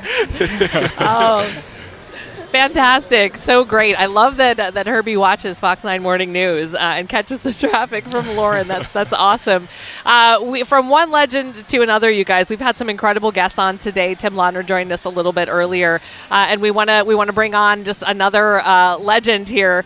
Former Twins pitcher LaTroy Hawkins is joining us, and now working for the Twins in a different capacity, right, LaTroy? Yes, I do the broadcast on be talking during the game. You'll hear my voice starting next Monday against the Royals, and special assistant to baseball operations, where I help out with the pitching philosophy. Work with our minor league guys from the Dominican Republic all the way up to St. Paul. So just all things pitching. That's fantastic that you're still able to be in it. I love it. What's it like being back now, being a part of the Twins organization that you know so well? I've been back since 2017, so I'm pushing almost 10 years, but it's almost like what Herbie was saying, his family. It was the first team the team that drafted me out of high school, the first team I made it to the major leagues with. All my friends that I'm still close with now, all my teammates here, we're godparents to each other's kids. So, being in Minnesota, it's like I am a Minnesotan. Yeah. So I feel like this place is home for me. You mentioned being a godparent. When I was doing some research for this interview, I saw that you're the godfather of Patrick Mahomes, the Patrick Mahomes in the NFL, Kansas City Chiefs. Can you talk about your relationship with Pat Sr.? Who? Oh, man. I was like, it's not April 1st anymore, is it? Shoot. Well, the story's been written about, but, Pat Sr. and I played here in Minnesota together, and I lived with him and Scott Erickson my rookie year. So they took me under their wing. I mean, when I tell people, I didn't have to spend a dime. They made sure I had breakfast, lunch, and dinner, and, I didn't have to pay any rent. And they just showed me so much love. And, Big Pat is like my brother. I always tell people he lives about 2 hours from me in Texas. And I said, we're so close that if I say, hey, Pat, come to Dallas, we're going to the moon. He's not going to ask any questions. He's just coming. He's just coming. He's going to say, when he get there, he said, well, the moon won't be the same once we get there. So that's how we are. And, his cousin and my brother are married. They have 2 kids together. Oh, wow. So, we got a little inter-family thing. It's cool. It's cool. I want to keep kind of the topic of family going a little bit more here, just because one of the things that's really special about you and your time here in Minnesota is you've had this fan club and this group of people who's been like family. And I wanted to, if I could, just pass that down to you. Oh, look at that. So throwback. If we can show that picture, this is me and LaTroy Hawkins about 20 years ago or so when I did a story on LaTroy's fan club. And obviously with the Giants there coming back, but you came back, and I had to talk about this because I don't think people know, and if they don't know, they need to know the story about your fan club and the people who have been by your side since day one and through all the different teams that's right here in Minnesota. It's amazing when you find people who impact your life and just don't plan on it. And the fan club came about because one night coming out of the dome, it was raining. Mm-hmm. No player stopped the sign, but I did. And that started the ball rolling. A guy named Eric England, he thought it'd be cool to start a fan club because LaTroy was so nice and gracious to stop and sign their autographs in the rain. And that grew into where they, had a certificate when you signed up. They all came to spring training. They came to some came to 10 consecutive, and some came to 18 consecutive spring trainings. You know, they watched my kids. I mean, we played cards. We always had family. We always had a LaTroy Hawkins picnic out in Hastings with the Weber family, Eric and Steve. It's just an amazing story because I didn't plan on it. I was just being nice. Right. You know, I saw those people. I felt like they spent their hard-earned money to come watch us play. We probably lost. And they stayed around to get autographs, man, in the rain. Yeah. So I thought it was something I needed to do, and it turned into some lifelong friends. When you have the support like that in the community and from the fans, how does that help you play better, or how does that help the team when the guys are rallying behind you and not being the ones that are nitpicking everything you do wrong on the field? You know, for me, those first few years here in Minnesota when I was a starter, I didn't do so well. And, you know, you had the Pioneer Press and the Star Tribune, everybody writing like LaTroy sucks, he this, he that, he's not cut out for this. And just finding a group of people who saw LaTroy Hawkins as, you know, this great guy, and at some point it was going to start to work out for him. And it did, and I was happy for it because I had support here. The LaTroy Hawkins fan club was, you know, they're up in the upper deck in the seventh inning stretch. I would get up and stretch because that was my time in the game. I was going. I would wave to him during the take me out to the ball game. And we after not the pandemic. Well, after September 11th, we did Lee Greenwood, Proud to be an American, and I would wave to him after during that song also. Yeah. So, you know, it's just a great. It's still mind-blowing because I don't think anybody else has had something like that since. Right. And just a couple of more examples here. LaTroy's just being real humble about it. But, you know, you loaned your car to somebody for prom, one of the kids at the time. Yes, and then I think your mom picked you up in the minivan. In the minivan, yes. Right. Also, when Anita, after your first child was born, I think Anita had surgery or something, and they were there. They were there. Yep. Taking care of the baby because she couldn't. Yes. And she's here with me today. She wanted to come to opening day, so we flew up this morning. She's coming over in a little bit. But, yes, amazing. You're right. Eric Weber, his family's in Hastings, pilots. And I'm still really good friends with Eric. I was in his wedding about 11, 12 years ago now, and I was supposed to text him on the plane, tell him I was coming in town, and I didn't. So I know he's watching. But usually when I come, a lot of times I stay at his house with him and his family. So it's still got a lot of connections with the fan club. Incredible. LaTroy, you're again being humble. I just met you like 2 minutes ago. You already said you'd co-sign a lease for me, so I'm part of the LaTroy fan club as well. To go a little bit bigger picture here, a topic of conversation that's been going around baseball for the better part of a decade now is kind of the waning number of black players in the league. How do you feel about that? Like, what are some factors into that, and how do we get more brothers and sisters involved with this beautiful sport? You know, there are African-American kids actually playing the game more now than ever. I work at MLB Develops, where we have minority kids come down. They have the Breakthrough Series. They have the Dream Series, Hank Aaron. And it's all for minority kids, and they're getting instructions from retired major leaguers, myself, Marvin Freeman. I always go through the pitching guys. But the program is ran by Tony Regans and Dale Matthews and Ken Du over at Major League Baseball. And they're doing a great job of putting guys in a position. It's all about exposure. They get an exposure. You know, last probably about 6 or 7 years, we've had kids drafted in the first round. Some of those kids are coming up to the major leagues now, making a huge impact. So our kids are playing the game, you know, but again, you know, black people and minorities, black people only 16% of the population. Right. You know, it's not going to be like it was before, back in the 80s when I guess the numbers up in the 20s, but it's okay. The kids are playing the game, and you know, I think the landscape of college has changed a bit to help African-American kids be able to go to college and play the game. Before, you know, baseball wasn't one of those sports where you get a full scholarship. You're only getting a quarter of a scholarship or something like that. So things are starting to turn out, you know, turn in the favor where more minority kids can go to school and play baseball and hopefully get drafted and play in the major leagues. LaTroy, we don't have a lot of time left, but I just want to get your overall assessment on this current Twins team. What do you think of this season? What do you like most about them?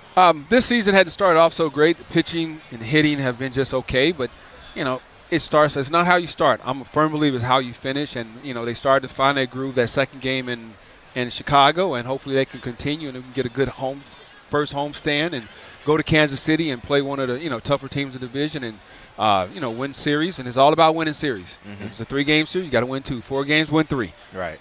It's all about winning series, but we're going to need a collective effort. Need to stay healthy. We're going to have to pitch, and we're going to have to, hit with runners in scoring position. LaTroy Hawkins, former standout Twins pitcher and just fantastic human being. You and your wife Anita, just a powerhouse. She's amazing too. We're so grateful for your time today. Thank you. I hope you'll sign my picture. Not only do we take a picture, but I am a member of the fan club as well. I got you. I'm passing it down for you. So if you could pass that down, you I'd remember your appreciate number? it. I don't. In fact, listen to me. I reached out to Larry and Linda this morning, and I said, you have to find the number because I don't remember the number. But if you want to just sign, you can just use that to sign it. Okay. I'd really appreciate it. LaTroy Hawkins, legend. We appreciate you so much. Thank you for being here. And I will frame this and treasure it forever. Enjoy calling the games, too, sir. I will. Good luck. Yes. Thank you. All right. Thank you. We're going to take a quick break. We'll be back with more live coverage from Target Field right after this.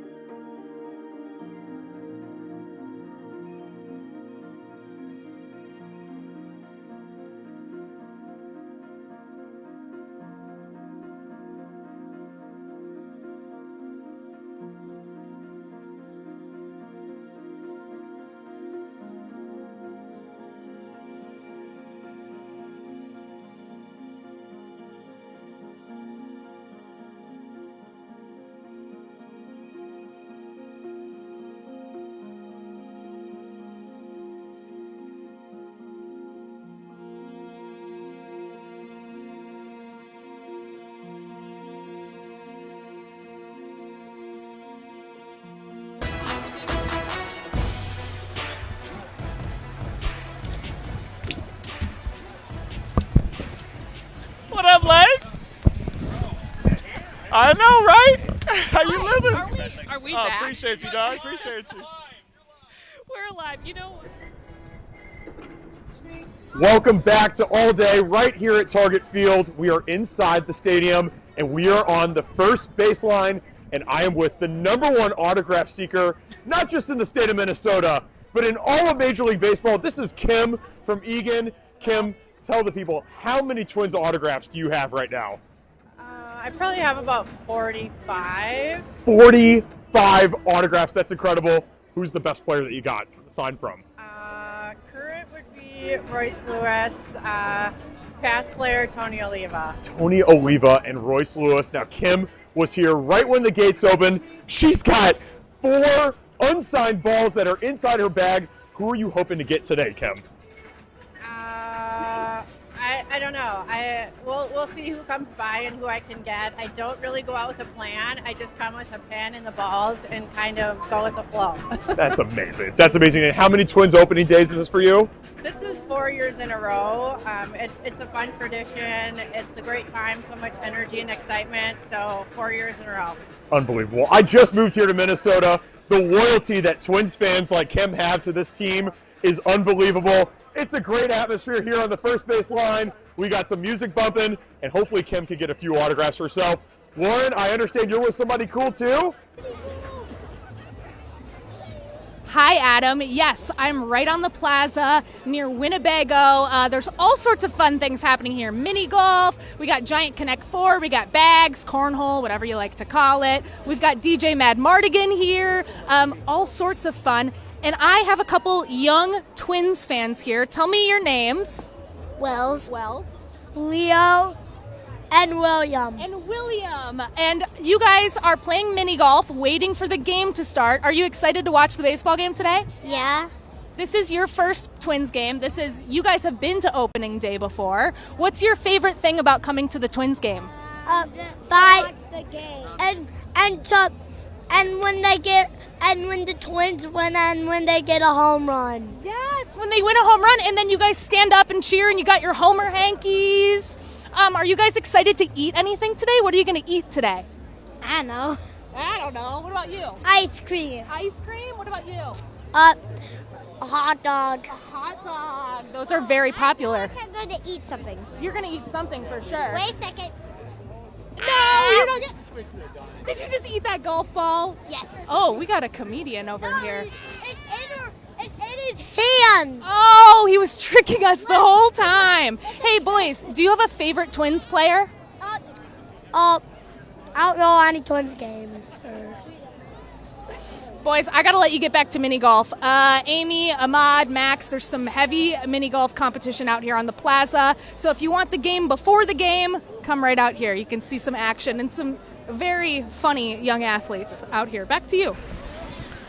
I need to go inside. I like competition. I can play some mini golf, Amy. I love it. Yeah. She found the fun for sure. We're having a great time out here. We're so glad that you're along for the ride. All day live broadcasting from noon until 3 o'clock today. So just checking my time is flying by. It's already coming up on 2 o'clock here. We got plenty of more show, though, for you. Ahmad Hicks and Max Fuller, who is now part of the Fox 9 team, part of the stream team. We're super excited about that. Again, one more time with the pink gloves for those who are just tuning in. I couldn't find my real gloves. These are my daughter's gloves. Shout out to Rowan. She's in school right now, so she better not be seeing this. The Fox check has not hit yet. I do not got money for real gloves, so this is what I'm working with today. Very good. I promise once it hits, you're going to be able to buy the finest leather gloves you've ever seen. Oh, all fur. Yeah, it's going to be like buffalo fur, something fancy, like Cartier gloves. Speaking of fancy, one of our favorite guests has joined us here to talk some baseball. Baseball lover. Henry Lake is a friend of the show, friend of Fox 9, and we so appreciate it when you can come on. How am I fancy? You are fancy. Hold on. Look at the shoes that he has on right now. Clearance rack. Also, when Henry, before he walks in the room, you're like, what is that amazing smell? What do you have on right now? Comes in like $100 bottle of cologne, Yes, something sir. slight for him. That I'll own. 100? Come on. Henry, we're so glad that you're with us. Welcome to the home opener. How excited are you to be here today? I'm super pumped. This team is a team that I think a lot of people believe will win the division. But you got to go out there and you got to play 162. And right now, when you look at the division, everybody's at 2-4, so a sluggish start for everybody. But I'm super pumped. I'm super excited. Yeah. What concerns you most about this Twins team? If you had to pick out one red flag right now about this team and the organization, what is it? Well, I guess there's two. The first is that we need somebody that's going to step up of the young players, whether it's Trevor Larnach or Matt Wallner, who is off to another slow start. We need that to happen. Do I believe that the veterans like Carlos Correa and Byron Buxton, that they'll step up? Yeah, I believe that they will. And then I guess the second thing would be you can't have any regression from Bailey Oba. Like, he had a phenomenal year last year.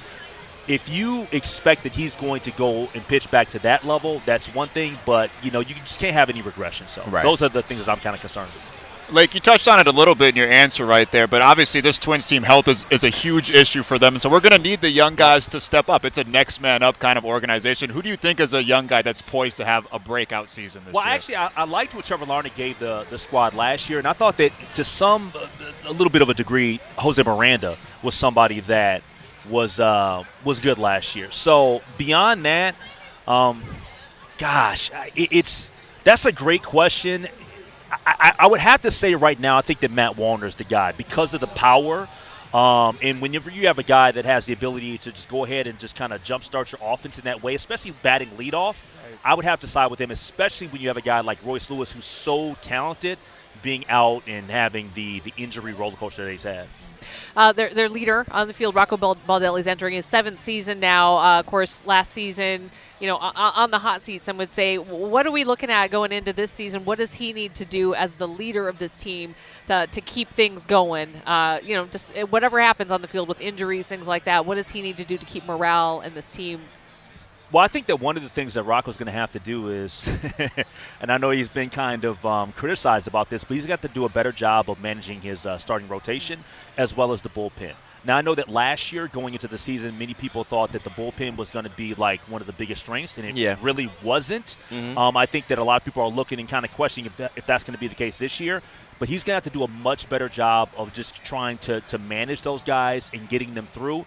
And I think that one of the criticisms that Rocco's had, and it's been valid at times, is taking out his starting pitchers when they're kind of rolling and letting them cook a little bit, if you want to use that phrase. If a guy is in there and it's the 6th inning and he's kind of just going through and flying through, allow him to go into 7.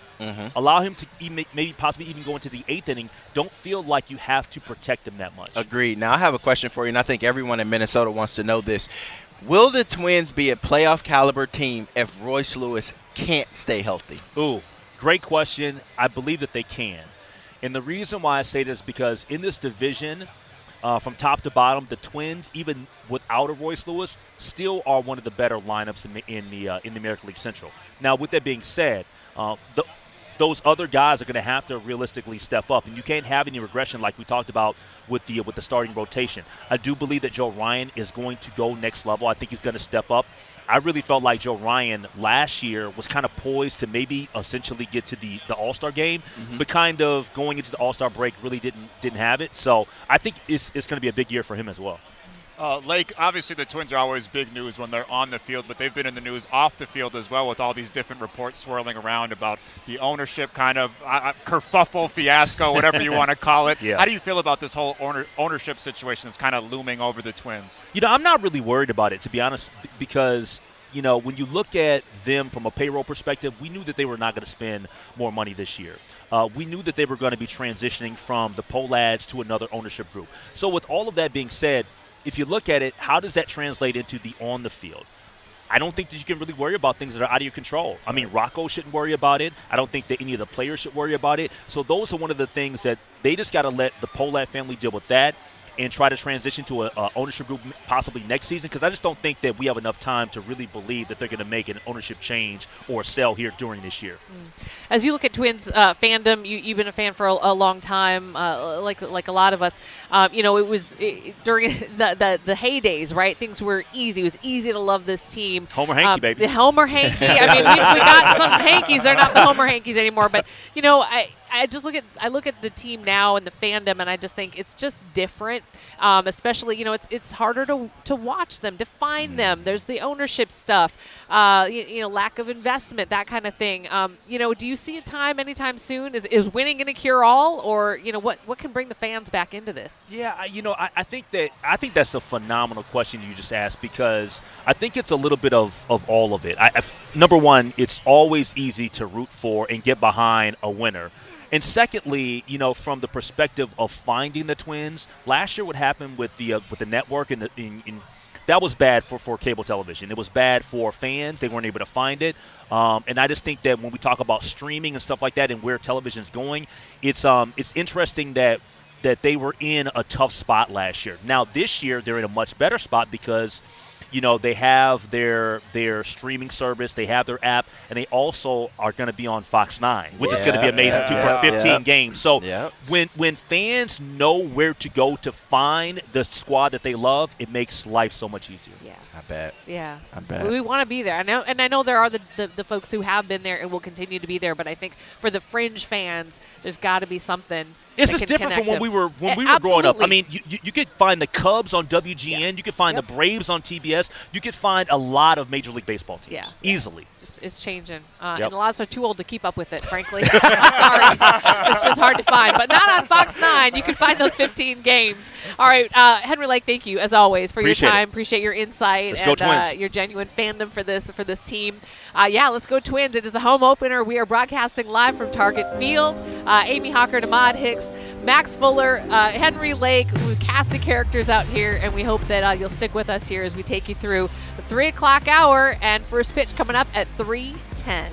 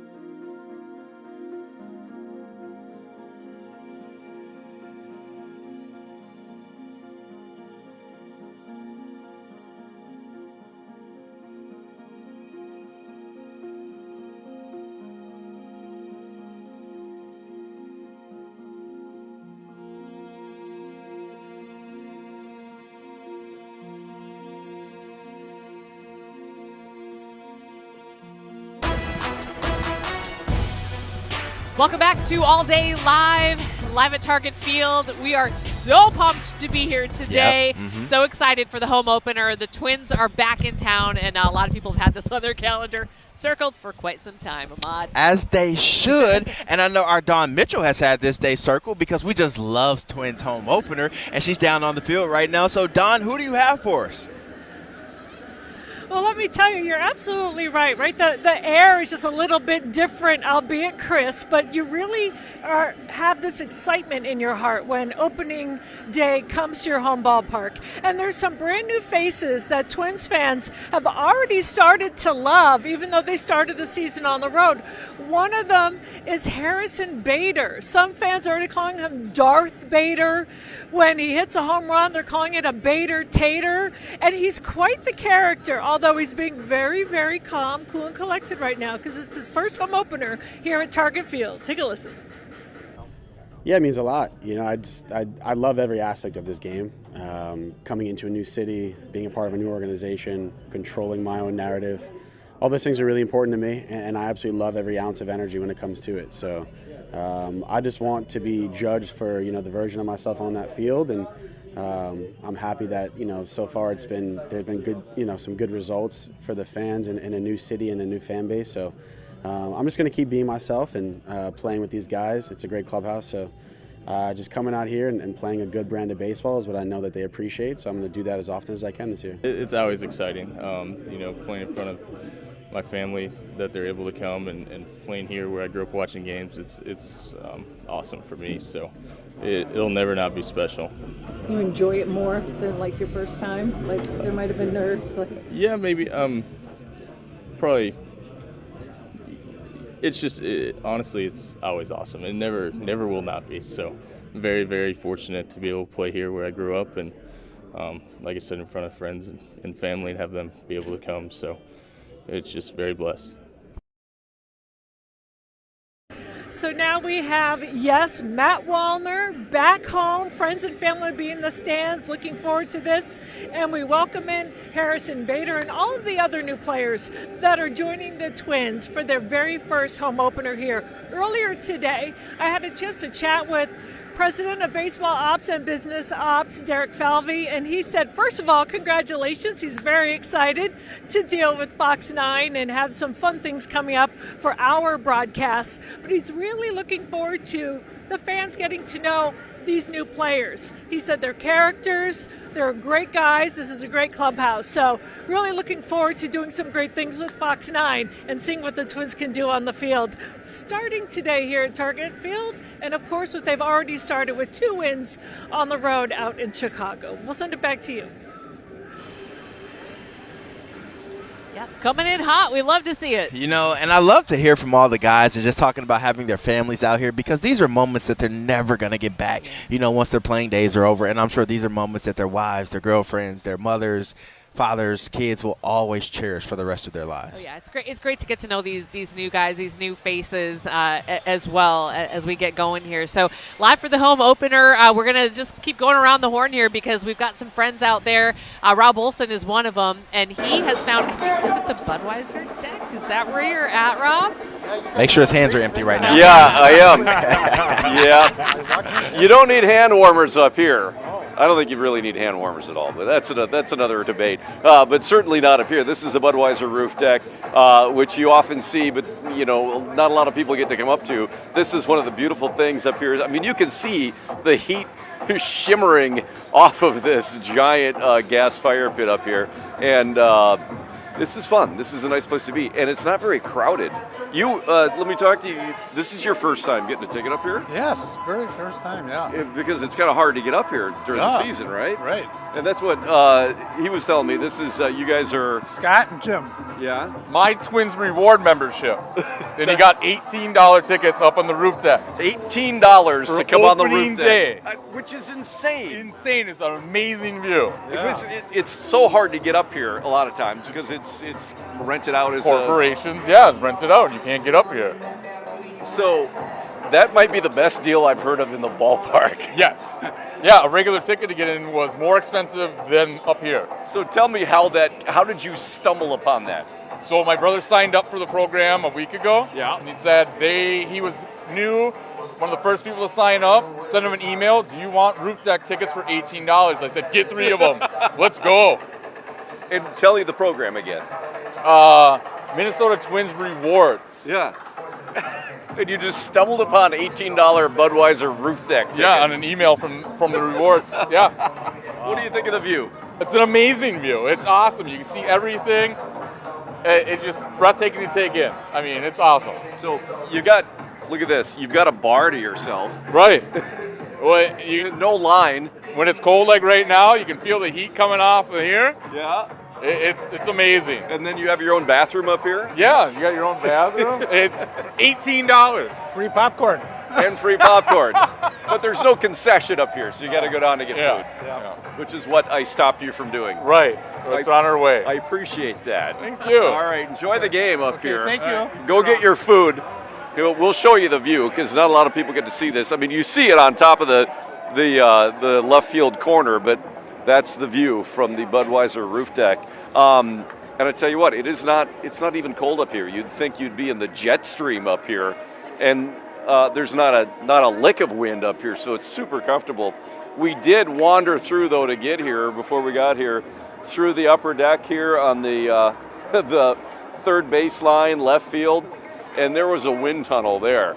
That got a little bit chilly. So the folks in this area, they're the ones that have to brave it out a little bit more. Out here, I mean, I don't even need gloves anymore. This is beautiful out here, and if I did, I would just go to the fire pit over there. But this is fun. I mean, first pitch is still a ways away. People come down here, linger, have food, drinks, watch batting practice, and just hang out for what's always a fun afternoon. So there you go. There's your roof deck experience. I'm going to go get by the fire again here, but I don't really need it. It's not bad. Back to you guys. That's what he keeps saying, but he shouldn't need to stand by it if he doesn't need it, right, guys? Rob, we don't feel any shame here. No. We are warm. Our hands are warm now. Good. Yeah. But we'll take the jokes. It's okay. I'll take them. Yeah, and if you're really that warm, Rob, take the tarp off. Prove it. Let's see it. go. Pull some shorts out.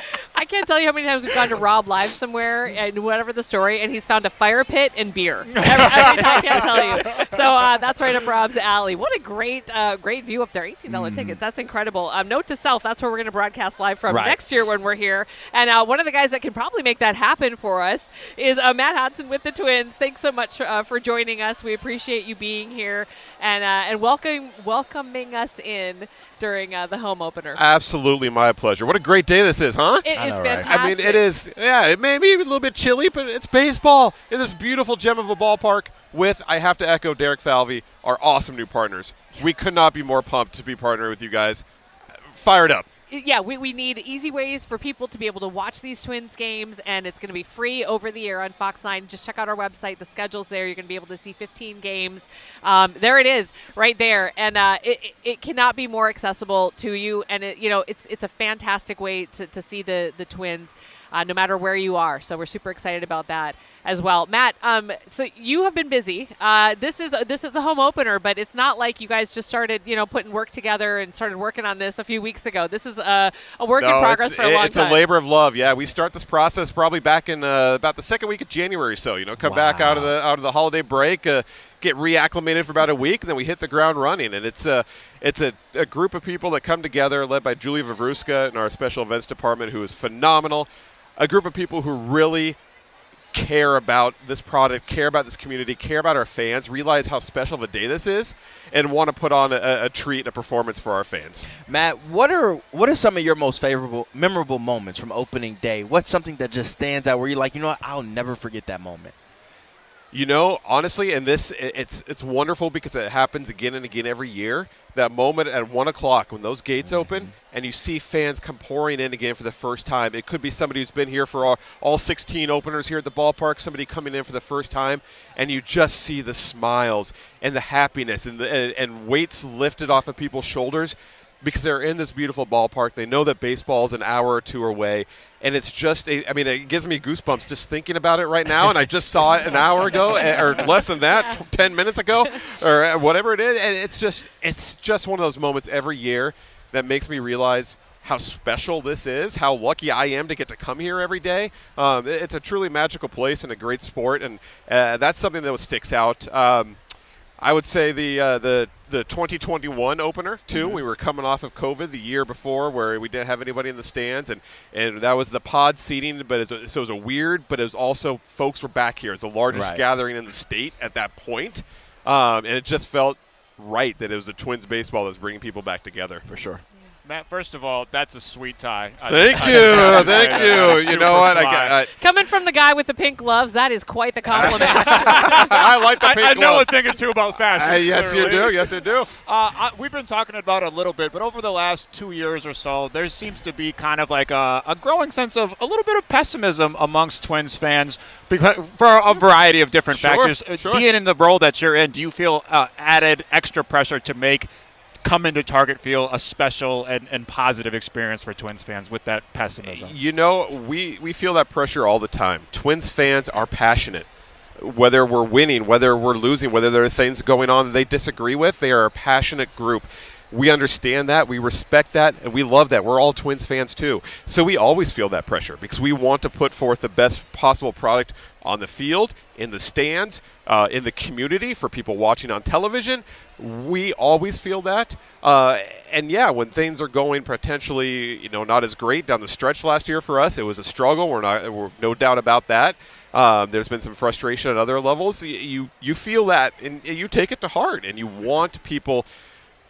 We know how much Twins baseball means to the state, and we want to give them a product that they are proud of, a team they can rally around, and that's all of ours commitment every single day, every day of the year. So it's something that we feel we take to heart, and that goes from the Pohlad family, who are the biggest Twins fans you can meet. I do want to say that. They truly are. To Dave St. Peter before, now Derek Falvey, Jeremy Zoll, the players on the field, all of us in the front office. This is a passion for us, too. We want to give all these people here something to be proud of. At the end of the day, they can say, you know what, I'm a Twins fan. Yes, I'm a Twins fan. Yeah. Yep. Of all the professional sports options in town, Twins games obviously are one of the most affordable options for folks. But when they come and they spend their hard-earned money here, they do deserve an experience. Sure. Tell me about what you guys have done to make that experience, easier, faster, more convenient, high level for these fans. Yeah, every year since we've been in this ballpark, we've looked to do something to enhance it, to elevate that fan experience even more. This offseason was no different. We have a go-ahead entry actually right behind us. It's a new MLB technology. They introduced it in 2023. We're now the 9th ballpark. The 8 prior to us, we found over the last 2 years that fans were getting in an average of 2.5 times quicker with this technology. And it's something that's optional, but if you choose to do it, you can upload a selfie into the Ballpark app. It gives it a unique numerical token. Your photo's then deleted, but then as you approach the system, it will authenticate the token with your face. You walk right on in and without stopping. So it will say Matt Hodson 4 tickets, and myself and the 3 guests can walk in. Wow. We don't have to stop and scan each individual ticket. It gets you in to this magical place quicker. That's one innovation. Our new market-style concessions in 105, 109 main concourse. We had noticed, especially games like today when we're going to have 38,000 people in here, you were getting lines 30, 40 deep. People not being able to watch the game, do what they want to do. So we renovated 4,400 square feet of space, pushed the ballot walls back, opened it up, made it a market-style concession where you walk in, you still have all your ballpark favorites, but it's grab and go. Beer coolers, you reach in and grab what you want. Soda fountain, you fill up. Ice cream machine that you can make your own sundae, but then you self-check out and you're back in your seat. I just walked by there right now, and again, last year would have been 25, 30, 35 people deep. Right now, people are just walking on through. There's no lines in the concourse. It's awesome. We're always looking for something to elevate that experience another notch. Yeah. Speaking of elevating the experience, I was at the Taste of the Twins the other day. Yes, you were. Oh, my God, that food there. Are you still full? Somewhat, but I have room for more now just in case you have leftovers. So I think we do. What's new to the ballpark? What can fans expect this year? And that's another thing. We're always trying to bring in new food and new local flavor food. That's incredibly important to us. At Twin Cities, we're foodies. Yeah. We are a great food market, so we want to bring in the best of Twin Cities here to the ballpark. This year, again, no different. Let me present to you. Oh, wow. I haven't had breakfast today. This is a Cremarjux. I mean, they're famous. Yes. This is the Brat Sampler. Yes, sir. Okay. Can you guys see That's that? beautiful right there. Oh, wow. Here we go. Sit down to Amy. Okay. Oh, wow. Look at that. Now, what do we have now, Matt? We have from Lord Fletcher's the walleye tacos. That's right inside gate 34 here. Okay, I'll hold this. We got one more thing coming.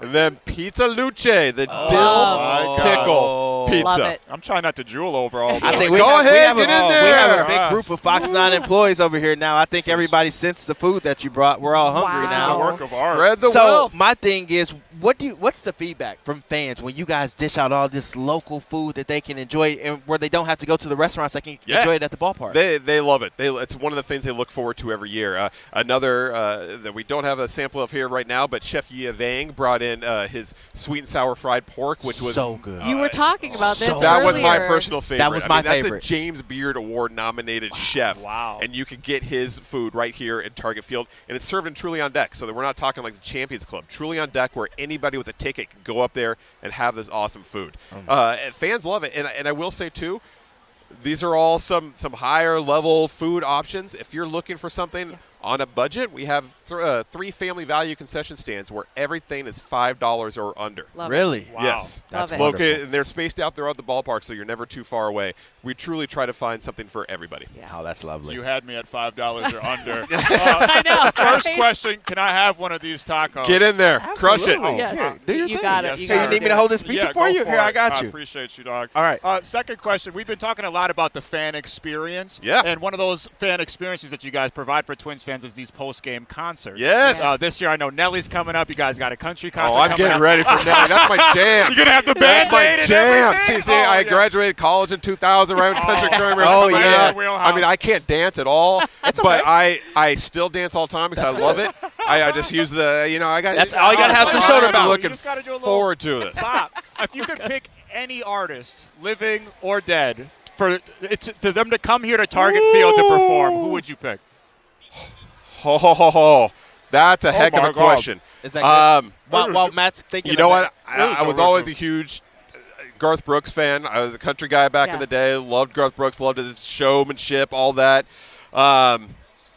Man, this is a little outside the box maybe, but let's have Jose Miranda's cousin, Lin-Manuel, come and sing and perform some of his hits. How awesome would that be? Could you make that happen? Powdered wigs. First 10,000 fans get a powdered wig. I love that. Just cut me a check, brother. I love that. I love You know what? steal You it. don't We throw need away him your at Fox now. You don't throw away your shot. You still you crush it. You get that. Look at the synergy. I mean, us partnering with the Twins has turned into just this magical synergy, and I love it. I love it. Even So through the great. walleye tacos, coming up with some great ideas. Right? How is that, by the way? It's phenomenal. He's about to Yeah, get we it. should take the whole box. Luke can't I'm go going to dig wrong. in as soon as we go to commercial break. Yeah, we're going to devour this. I've fallen in love. So, yeah. I love I'm to going hear to write that. poetry about the walleye taco. This is amazing. Walleye, oh walleye. I love that. Yes, okay. I love it. Matt, thank you so much for joining us My and pleasure. always feeding us. We really really appreciate do. it. This is going to be amazing. Our crew is so hungry. They're like, go to commercial. Let's go. We got to eat something. Absolutely. So Thank you. Win Twins, win Fox 9. there you go. We love it. All right, Yeah, Matt Hudson yeah. with the Minnesota Twins. We'll be right back after this. Woo.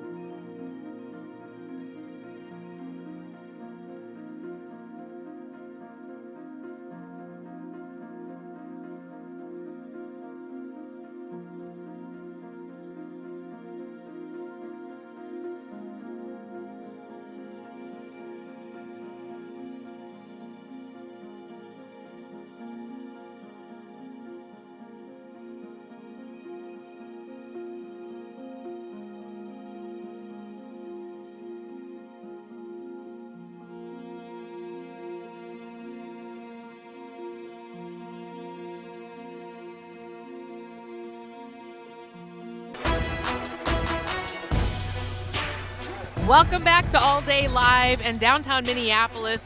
Beautiful Target Field ready to go, which is more than I can say for us because we are scarfing down some food right now. I was about to say, I'm mad we had to come back from commercial break. I'm still hungry right now. Can we run another commercial break? Hold on. Seriously. Picking away at my walleye tacos and this sausage here. My stomach is going to hurt after this because I just downed a piece of pizza in about 15 seconds. Good stuff. Holy smokes, that pickle pizza was phenomenal. I really did. I'm not like I like pickles. I don't love pickles, but that was really good. You got to try it. You tried the tacos. Yeah, I tried the walleye taco. I'm still just hard eyes dreaming about it right now. So I couldn't move on right away. I just had to let it savor, you know.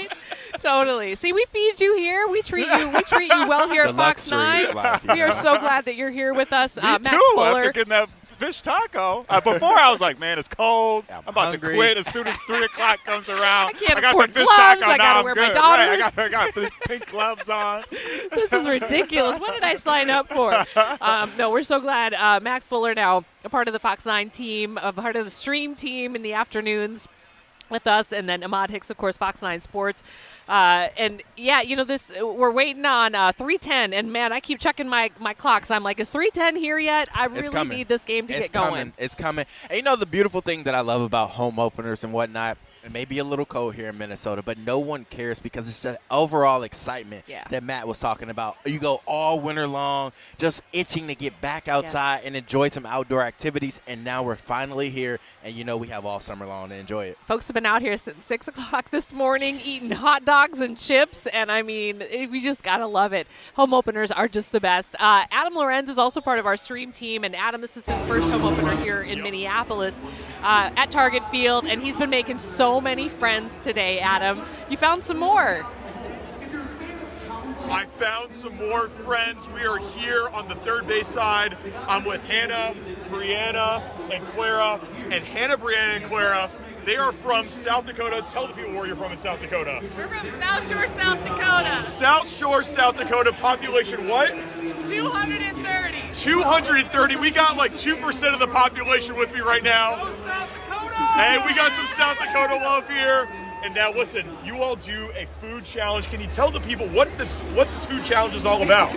Yeah, so every week we do a food of the week, me and Clara, and then we have a special guest. So we got Brianna today, and every time we come to Target Field, we do a special one. We find something new every time we come. So what did you have on the menu today? What's going on? What are we eating here? All right, today I got mac and meat. Mac and meat? And I got ribs. Mac and meat. Mac and meat sounds a little interesting. All right, let's get a little tastier. What's the best thing? Oh, they're fighting. They're fighting over the food. It looks, the ribs won. The ribs won. South Dakotans love the ribs. We love that. Hey, how many Twins games are you all going to be coming to this year and doing the food challenge at? At least 3. 3 games. So find them right here in section 122. They're going to be doing a food challenge. Maybe I'll get a hot dog and join you all during the game. How about that? Awesome. Hey, back to you all. Amy, Max, Ahmad, back to you all at the desk. We love it. We've met so many new friends today from all over the place. A lot of people from South Dakota today, which has been incredible. You guys, how are you doing? Are you almost done? I'm almost done. Okay, I got one bite left. I need one more commercial break, and then I'll be good. One more, okay. Yeah. I think, Amber, are we going to go to Dawn next? Where do we want to go? Okay, perfect. Amber says, yeah, let's go to Dawn. So, Dawn Mitchell, are you still down on the field, Dawn? There. Oh, no, the beautiful backdrop there, Dawn. The wind flowing in the hair. Oh, my. Wow. You. Let me just tell you, anything for you guys. I travel. I take Goody, our photographer, through 5 elevators just for you. But look at this view. Let me step out of the way. It is absolutely gorgeous here. And on either side of us, if you've ever been up here on one of the top floors for the Twins, I'm in between 2 enclosed bars. So I am rattling the cages. Everyone is so excited, getting ready for this game today. You can't even imagine. I was just talking to one of the fans who just found their seats, and they said, this is our 4th game this week. We have been going and following them, and we're so excited to now be home and see the Twins open up things here at Target Field. So that's just absolutely incredible. Can you imagine sitting in the rain and all of that, not only in Chicago, but also in St. Louis? So diehard Twins fans taking in the game today. Some up here on the perch, like I was saying, and some getting ready to really take in not only this gorgeous view, but just the atmosphere of what baseball means, right? It's a whole rite of passage. We're going to leave spring behind soon and get into the dog days of summer. The good thing about the Twins, they said they're kind of hitting the reset button after starting the season not the way they had planned, getting swept out of St. Louis, then the 9-0 shutout in Chicago. But they said they really weren't even worried because they said they were just doing all the little things right, but things were just not going their way. Things were not falling funneling their way. And then they busted out. They now have won 2 straight games, and they're hoping to make it 3 in a row, opening up things here at Target Field. So everybody here has that feeling. It's not even like the first day of school. It's even better than that. It's almost like the last day of school, right? You're ready for fun. You're ready for vacation plans, and you're ready for baseball. They don't care if they have to bundle up, they said. They said, this is nothing. We're just ready to see our Twins again and to start off another season full of hope. So it's a joyous atmosphere. Inside, they're a little bit warmer right here. They're taking pictures, and they're having fun. I don't know. We're kind of a little creepy here. I'm going to creep in. See that guy? I don't know if you can see. They're all waving in there. They're all having a blast. I know you. Oh, my goodness. You know what? You might not see me for a while. I'm going to pop in and see some old friends. But right now, Twins fans are so excited for the beginning of this season. And maybe I'll go up even higher next time for you guys. We'll send it back to you. Uh-oh. Raising the bar. Yes. Old friends, new friends. We're making all kinds of friends out there today, Don. Thank you so much. It has been that kind of party atmosphere, and I love that. Not the first day of school, but the last day of school where you just got the jitters and you can't wait for summer, and we definitely feel that today. Yeah, absolutely. I'm like, everyone keeps talking about spring, warmer weather. I'm like, can we just go on vacation, enjoy some baseball games, some good food, and, come back in a couple of weeks when we're well-rested, Oh, so good. The Twins, baseball in general is such a traditional sport. There's all these unwritten rules. But on the first day, I think everybody kind of just lets that go, and it turns into one big party, and it's so fun. It does. Party with pink gloves. I mean, it's the best thing ever. Pizza, free food. I mean, got good music back here. First pitch is at 3:10, and we're going to take you up to about 3 o'clock or so, and then you can watch the game in all of its glory. Know that if you're coming out here, just wear some layers. You're going to be just fine, but layer up and maybe bring a hand warmer or two from a friend if they can bring some for you, or some pink gloves, whatever you got. We're live out here for a bit more, but we've got much more show coming for you. So stay with us here on All Day Live as we stream with you. And there we are. Are we down? We're playing bags, or is it cornhole? Yep. I call it bags. Yeah, I call it cornhole, but it's you, okay. tiebreaker? Yeah, it's a heated debate. I'm going to go with bags. Okay, all right. Well, whatever you call tomato. They're having a great time out here today on the plaza, and so are we. We're so glad that you're with us. Fox 9 All Day Live continues right after this.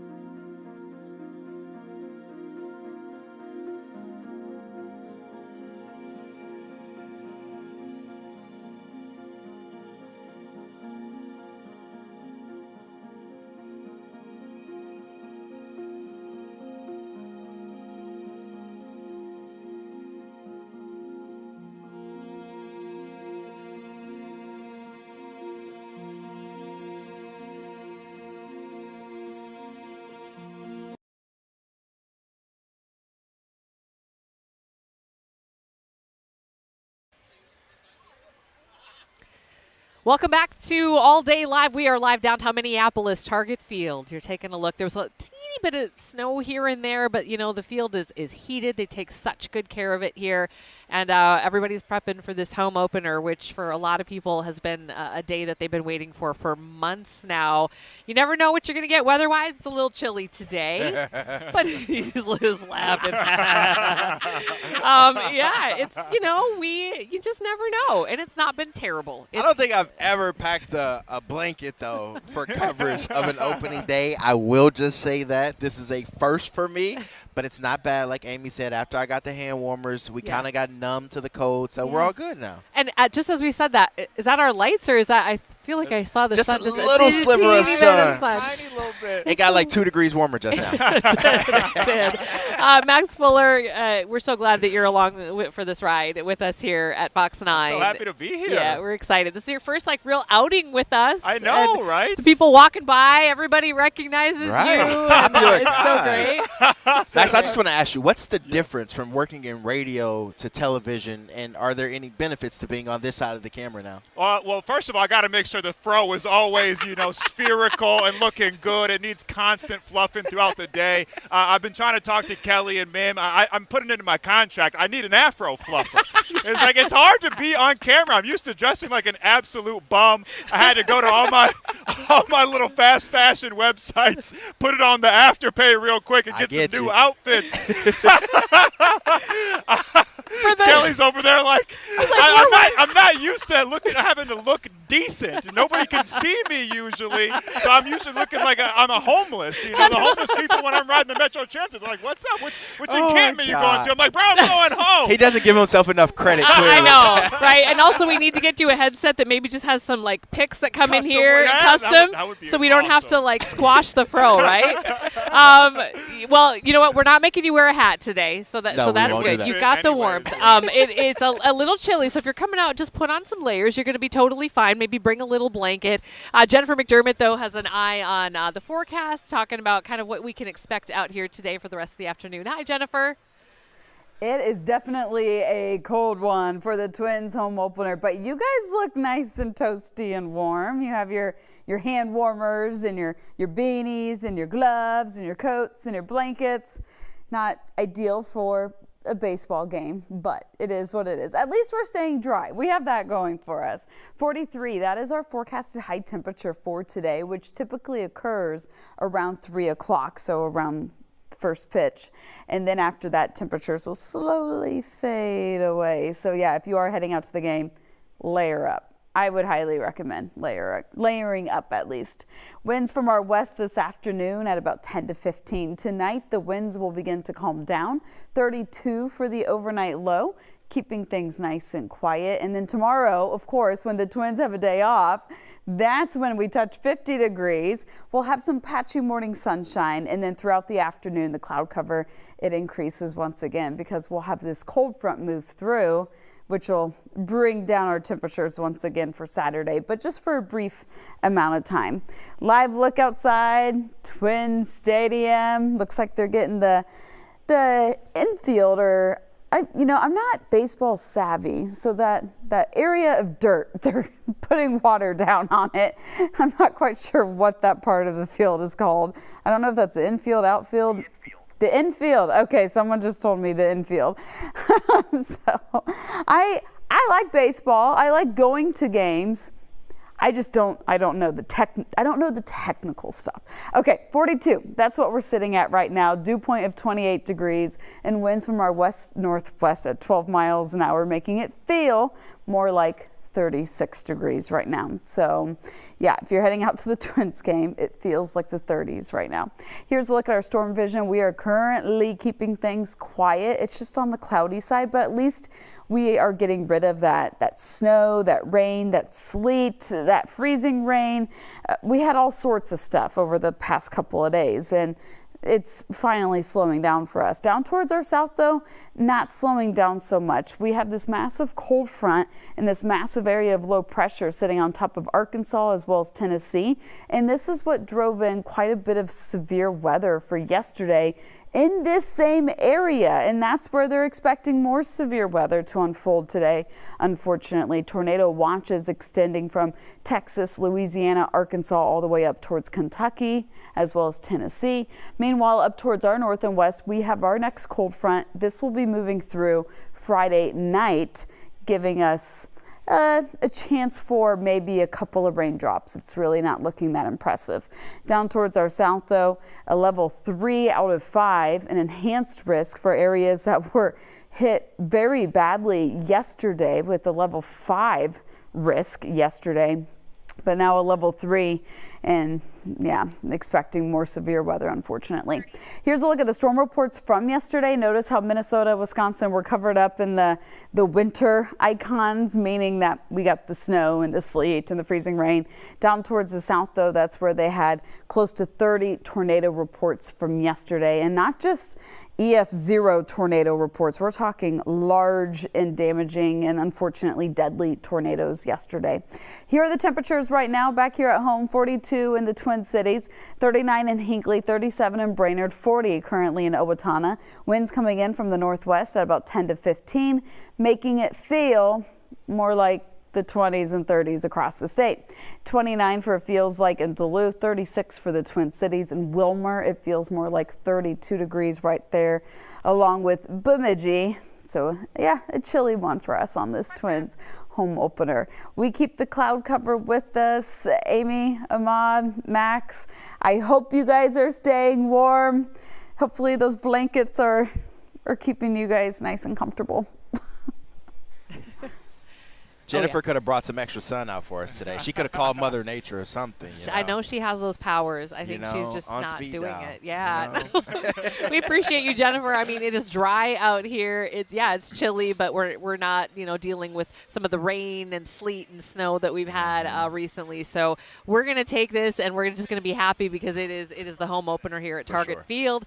It is, let's see, what time is it? Are we getting close to, it's 2:41 already. My goodness, we're getting close.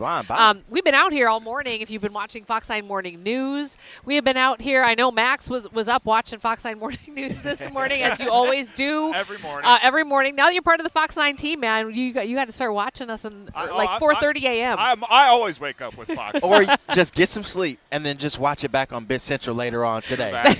Watch the recorded version. Right there. You can do that. Yeah, he's got all the hacks. Yeah, I love it. Well, one thing that I saw this morning on Fox 9 Morning News was so memorable, and it was just such a cool opportunity. Our Kelly O'Connell had a chance to hit the batting cages with her son Freddie, and we wanted to show you some of what happened because it was just really kind of a once-in-a-lifetime opportunity. So let's take a look. I'm going to start with the tee.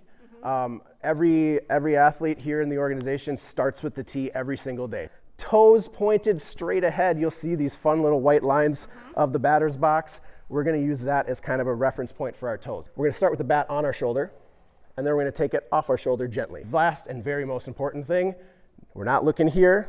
We look out where the ball is coming from.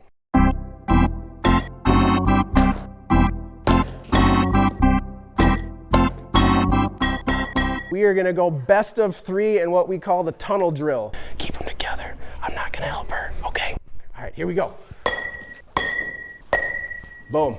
Mom, he's 3 for 3. What do we think? I'll try. Hands together. I'll help you with that one. Keep your hands together. I missed it. We got the corner. Can we count that, Freddie? Good game. Good game. Good game. All right, we're up in the ante here. Should we get rid of the tee? Yes. Let's get rid of the tee. Well, if we're going to up the ante, I think we need to make a call to the bullpen. Should we make it? Let's do it. Ring him up. Ring, ring, ring. In comes Twins legend and Hall of Famer Joe Mauer. Are you ready? Yes. How's it going, bud? Are you ready to take some swings? He's going to throw the ball. He's your pitcher. Thank you, Coach Brian. I was listening to what was going on earlier. You're with the right guy. Coach Brian has taught a lot of people how to hit. He said, and I beat my mom. And so you beat your mom. He's feeling confident. Okay. Okay, you ready? Yeah. There you go. Oh! I better get behind the net here, Freddie, huh? There you go, buddy. Good. That was a good one. Good job, Freddie. All right, we brought Joe out of retirement. to coach for our future twin.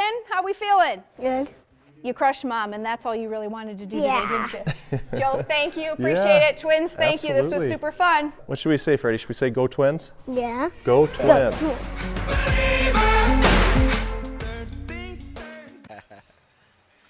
You guys are both like 10-year-olds right now going amazing, right? If I, as a kid, could have had that moment, my goodness, Freddie's going to remember that forever. Who would you want either pitching to you, or who would you want to play against as a I'm little going kid? to my St. Louis roots, Okay. and it has to be either Albert Pujols or Chris Carpenter pitching. Nice. Those were two legends in St. Louis. Both of them won World Series. So if I had my dream as a kid, it would have been Albert Pujols or Chris Carpenter. Okay. How about you? My hometown answer would be Kirby Puckett, but my all-time, the Yeah. recently deceased Ricky Henderson. Oh, that was my guy. Really? The Ricky stories are just boundless, and they're hilarious, and he's just like the most colorful character, so I would have loved to meet him. Amazing. That's just the great thing about baseball. It's so nostalgic. It just hits you right in the heart. You know, so many of us grew up with this sport. It was so accessible for us to come to these games or just watch it, listen to it on the radio. So great stuff. I'm so glad that Freddie had a chance to do that and beat Mom. Incredible. That's the highlight. We're going to take a quick break. All Day Live will continue our coverage out here as we get you ready for the Twins home opener. Twins taking on the Astros at 3:10 is first pitch, and we're gonna take you there. Coming up soon. Stay with us. We'll be right back.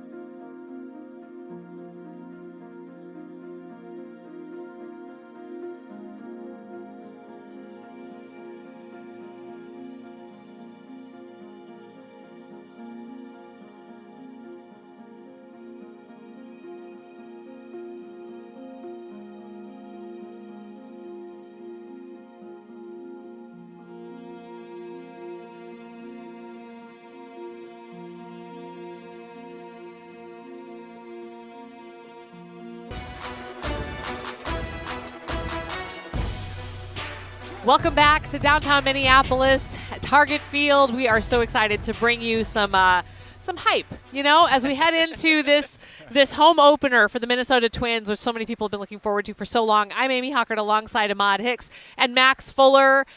Just a couple of quick notes here. Gates opened up at 1 o'clock. The first pitch is Nelson Cruz. Ryan Rabbling, can you pop in here for just one quick second? I know you're not mic'd up. What do we need to know about Nelson Cruz?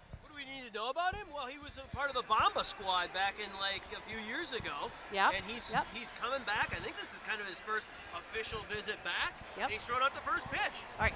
Thank you, Ryan. Yes, Ryan Rablin, everybody. He's our twin savant. He loves baseball. One of the biggest baseball fans we know. He's got a Nelson Cruz tattoo, actually. Yeah, we won't ask you to show it, Ryan, because we know it's not appropriate. Just kidding. National Anthem, the cast of Grease from the Chanhassen Dinner Theater, and then we've got this incredible flyover, 2 F-16 Fighting Falcons from the Minnesota National Guard's 148th Fighter Wing, which is based out of Duluth. Gives me chills just thinking about that flyover, you guys. It's going to be a great, great day for baseball. I can't wait. Sun's kind of peeking out just a little bit, kind of like Jennifer talked about. Honestly, it's a good day. Like, we all know we're from Minnesota. We live in Minnesota right now. We all know how cold it can get here. It's not that bad right now. So layer up. Come have a fun afternoon with the family. Absolutely. I know that we've got some of our friends who've been floating around the concourse, inside, outside the stadium. Rob Olson is one of them. I've been giving us a little grief because Ahmad a little earlier had to Uber Eats some. He's just jealous because he doesn't have hand warmers. That's all. Yeah. He's just jealous. He did find the fire though, and the beer, so I think he's been doing pretty good. Rob, where are you at now? All right, we're one shot away. Okay. Well, it is beautiful out here. We cannot show the field because the pregame ceremonies have now begun, but we're just outside the Thrivent Club in Section M. You got the choppers on. Always prepared. Yeah. Do you really need them? No. One less thing to hang on to, though. Yeah, you don't want to carry them. You might as well wear them. What about you? I mean, you got one glove on, one off. Well, the one off is for my baseball glove. The one on is to keep my hand warm. Yeah. I tell you what, as home openers go, and you said you've been to others, they say this isn't the coldest one you've been to, is this? No, this is pretty good. It won't be long. We'll be swatting mosquitoes, so we'll take it. Enjoy the game. Thank you. All right. We're going to walk up here inside because, a pretty decent crowd out here, but you see a lot of empty seats. But I'll tell you what, so far I think this is why you come inside and look at that. A lot of people still hanging out pregame in the enclosed areas. Again, this is the Thrivent Club on the second deck. The press box is right next to us here. A lot of people still here waiting for the game to begin, but now that the pregame ceremonies are underway, you're going to see them trickling out here pretty soon. But a lot of games, you just find people hanging out in these spaces all game and sort of glancing out or watching it on TV, because for a lot of people, the baseball is fun, but the socializing, the hanging out is a big part of this as well. So this is where we'll be hanging out. Right now we're going to go over to Adam and see what he's got here before this game gets underway. Adam? Absolutely. Thank you so much, Rob. And speaking of socializing, I made some new friends here. Keith, AJ, Mike, and Blake. I'm making friends here. Hey, we got some hot dogs, Blake. We got some Mountain Dew. You guys pumped for Twins opening day, yeah? How many games you guys going to make it to this year, you think? At least one. At least one? 6, 7. At least one. Where are you all from? St. Louis Park. Minneapolis. Some new friends here at the concourse level. You can hear the crowd. They're doing the opening up for the Twins. The Twins are going on the field. And we're just going to get a hot dog, make it to our seat, and enjoy the game. It's an awesome atmosphere here at the concourse level. Dawn, what do you got going on? Well, I am meeting so many Twins fans here on the concourse. Of course, they're walking out of the Twins pub and they're making their way in. Ladies, are you excited? Yes, yeah. Oh, yeah, I got your liquid courage. Got it. A double. How about you guys? Tony Gwynn taught me how to hit. He was the best time hitter all time. Yeah, what are you eating there? Oh, Dippin' Dots. It's the best drink, or best food here. If you come here, you better get yourself some Dippin' Dots, because I definitely recommend. I feel like you're a sponsor right now. Yeah, you want to try something? No, I'm good, thanks. Well, I done it on. Yeah, I don't want to get you all sick or something, you know. Cooties, all that stuff. All right, you guys. All right, thanks so much. Let me tell you, we joked earlier that the atmosphere out here is just joyous, and you just saw it. Everyone is having a blast, a good time. I'm meeting so many people. And can you come over here for a moment, my lady? Thank you. So what do you love about Twins opening day? I love the atmosphere, The boys are really good. They don't get in trouble, and I love that about my twins. You know what? You seem like you know the guys, too. Like, you're a diehard. I can just tell. I am a diehard, absolutely. I talk to Henry Lake all the time. He does the color on WCCO radio after the games. He was just on our show. You want to give him a shout out of love? Oh, shout out to you, Henry. It's Karen from Northeast. He knows me. All right, what's your prediction for today? Oh my gosh, we got to win. We just have to. And I saw Joe play in down in Florida at spring training, and I got to see him then before he pitched here, and he's got to do it for us today. Well, he's going to do it. You just said it. All right. Thank you. All right. Nice to meet you. Okay. Well, and here's our gentleman that I spoke to earlier. Would you like to come here? This is the gentleman, you guys, that I mentioned earlier about 4 games in how many days, right? Can you tell 5 days? Can you tell everyone what your Okay, journey tell been them like? what we're doing. Tell them what we're doing. Yeah, what's your journey been like? Well, we started in Cincinnati last Thursday, and then we've been to Kansas City, St. Louis, Minneapolis, and Milwaukee. Milwaukee in 2 days. Milwaukee in 2 days. Now, all for the love of the game, but who are your favorites? Definitely the Reds, for sure. Oh, that's the wrong answer. That's the wrong answer. Today it's the Twins. We got some local brats to celebrate. Yeah, all right. We got some local you do have some local brats to celebrate. I'm telling you guys, that is the word of the day, celebration. And we're just going to let him just go back to his little Reds corner, and we'll talk about the Twins. We'll send it back to you guys. Thanks, Don. Way to go, Don. Awesome. I wish I could show you the field right now, but as Rob alluded to, we can't point you to the field. The pregame festivities have started, but we are seeing fireworks. Yep. I see blue sky, you guys. I Do you do. see these patches of blue? It's clearing up just in time for some baseball. Even Mother Nature wanted to watch the Twins home opener. Jennifer gave her a call. That's right. Finally, Jennifer was like, "Okay, I'll help you guys." No, it's going to be a great day for baseball. 3:10 is the first pitch, you guys. Real quick, I know Karen gave us the keys to the game right there. What more do we need to say? But your thoughts on what the Twins need to do Start today? fast, see ball, hit ball, catch the ball, don't commit any errors. Kind of like we said in that 12 o'clock hour, there's not going to be a lot of home runs just because of the cold weather. You know, the ball won't fly as much, but just play sound baseball. Just make contact. Don't swing for the fences. They do that, I think they'll come out victorious. Yeah. Piggybacking off of what Ahmad said is we need good, strong starting pitching today because it is cold. And we're not going to see too many home runs. We're not going to see too many runs, period. And we want to keep these Astros. I know they're not the same Astros of old, but we want to just demoralize them. We don't like these Houston Astros. Right. We need to start off strong. We need Joe Ryan to come out with his best stuff. Someone right hide away. the trash cans today. Yes. Yes. Whose house is this? This is our house, right? This is our house. So it's going down today. 3:10 is first pitch. We're so glad that you guys have been with us here on this ride, streaming all day on fox9.com, on your Fox Local app. And that sun just keeps coming out more and more, and it's feeling so good. Also on our YouTube channel. And remember, you can watch 15 of these Twins games on our air on Fox 9 this season for free over the air. It's never been easier to find these games. Go to our website. We'll have those games in the schedule for you.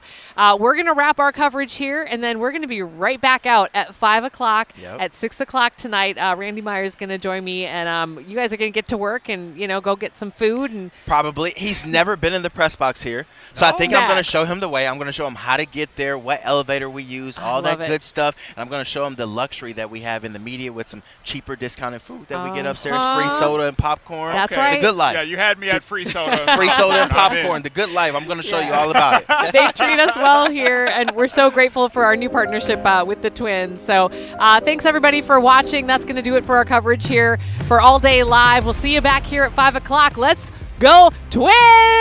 Woo!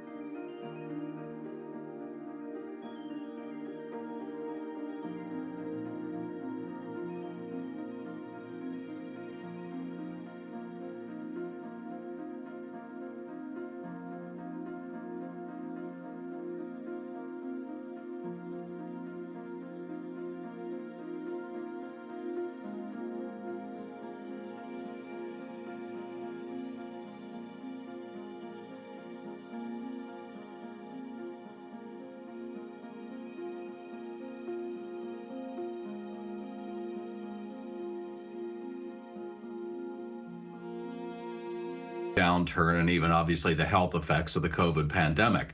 But in terms of what people are feeling, listen, coming into yesterday's announcement, consumer sentiment, business sentiment were already on the decline. That is measures of attitudes. And now I think we have to deal with the prospect of essentially a number of negative outcomes from this announcement. Number one is the realistic probability that we're going to face higher prices when inflation was the number one issue, economically speaking, in the presidential campaign. Diminished economic output is the other. And of course, the likelihood of recession has also risen in the past 24 hours. We had surveyed economists on that very question just a couple of weeks ago, and they were already elevating their forecasts, saying that as opposed to the 25% chance of a recession in the fourth quarter of last year, they were putting those closer to about 35%. And I would say that many economists probably are now boosting those odds here. So it's not a sure thing that we're going to experience a recession, but no doubt many of our trading partners will because of their inability to sell into this country at a reasonable price. And as I mentioned, I'm going to take that down so you can see the stock market now officially closed at 4 p.m. on the East Coast, 1 p.m. on the West Coast, down almost 4% for the Dow there. Let's talk a little bit about international markets. How have they responded to the tariffs overall? Well, this is essentially a shot across all of our trading partners in the sense that we did have 185 countries that were affected in the announcement. And this was a much broader and deeper cut than I think just about anybody expected. And so, think about Vietnam, for example, where, they're being hit with a tariff of 46%, a country that was seen as a relative safe haven compared to China with respect to trading because China had been targeted previously as a country that we wanted to sort of take down a notch. And so companies look to a place like Vietnam to make things like athletic shoes, many other things. And now Vietnam is now facing the prospect of having to pay a very stiff price to send its goods or for us to import those goods into the United States. So this has been a down day across the world in the sense of stock markets. However, we should note that in recent weeks and months, many international markets have fared much better than the U.S. stock market because think about what's going on in Europe right now. They are facing the prospect of needing to sort of fend for themselves in many ways, militarily as well as in other ways. And so if they're going to have a big fiscal stimulus, greater military spending there, then their economy essentially gets a bit of a push. And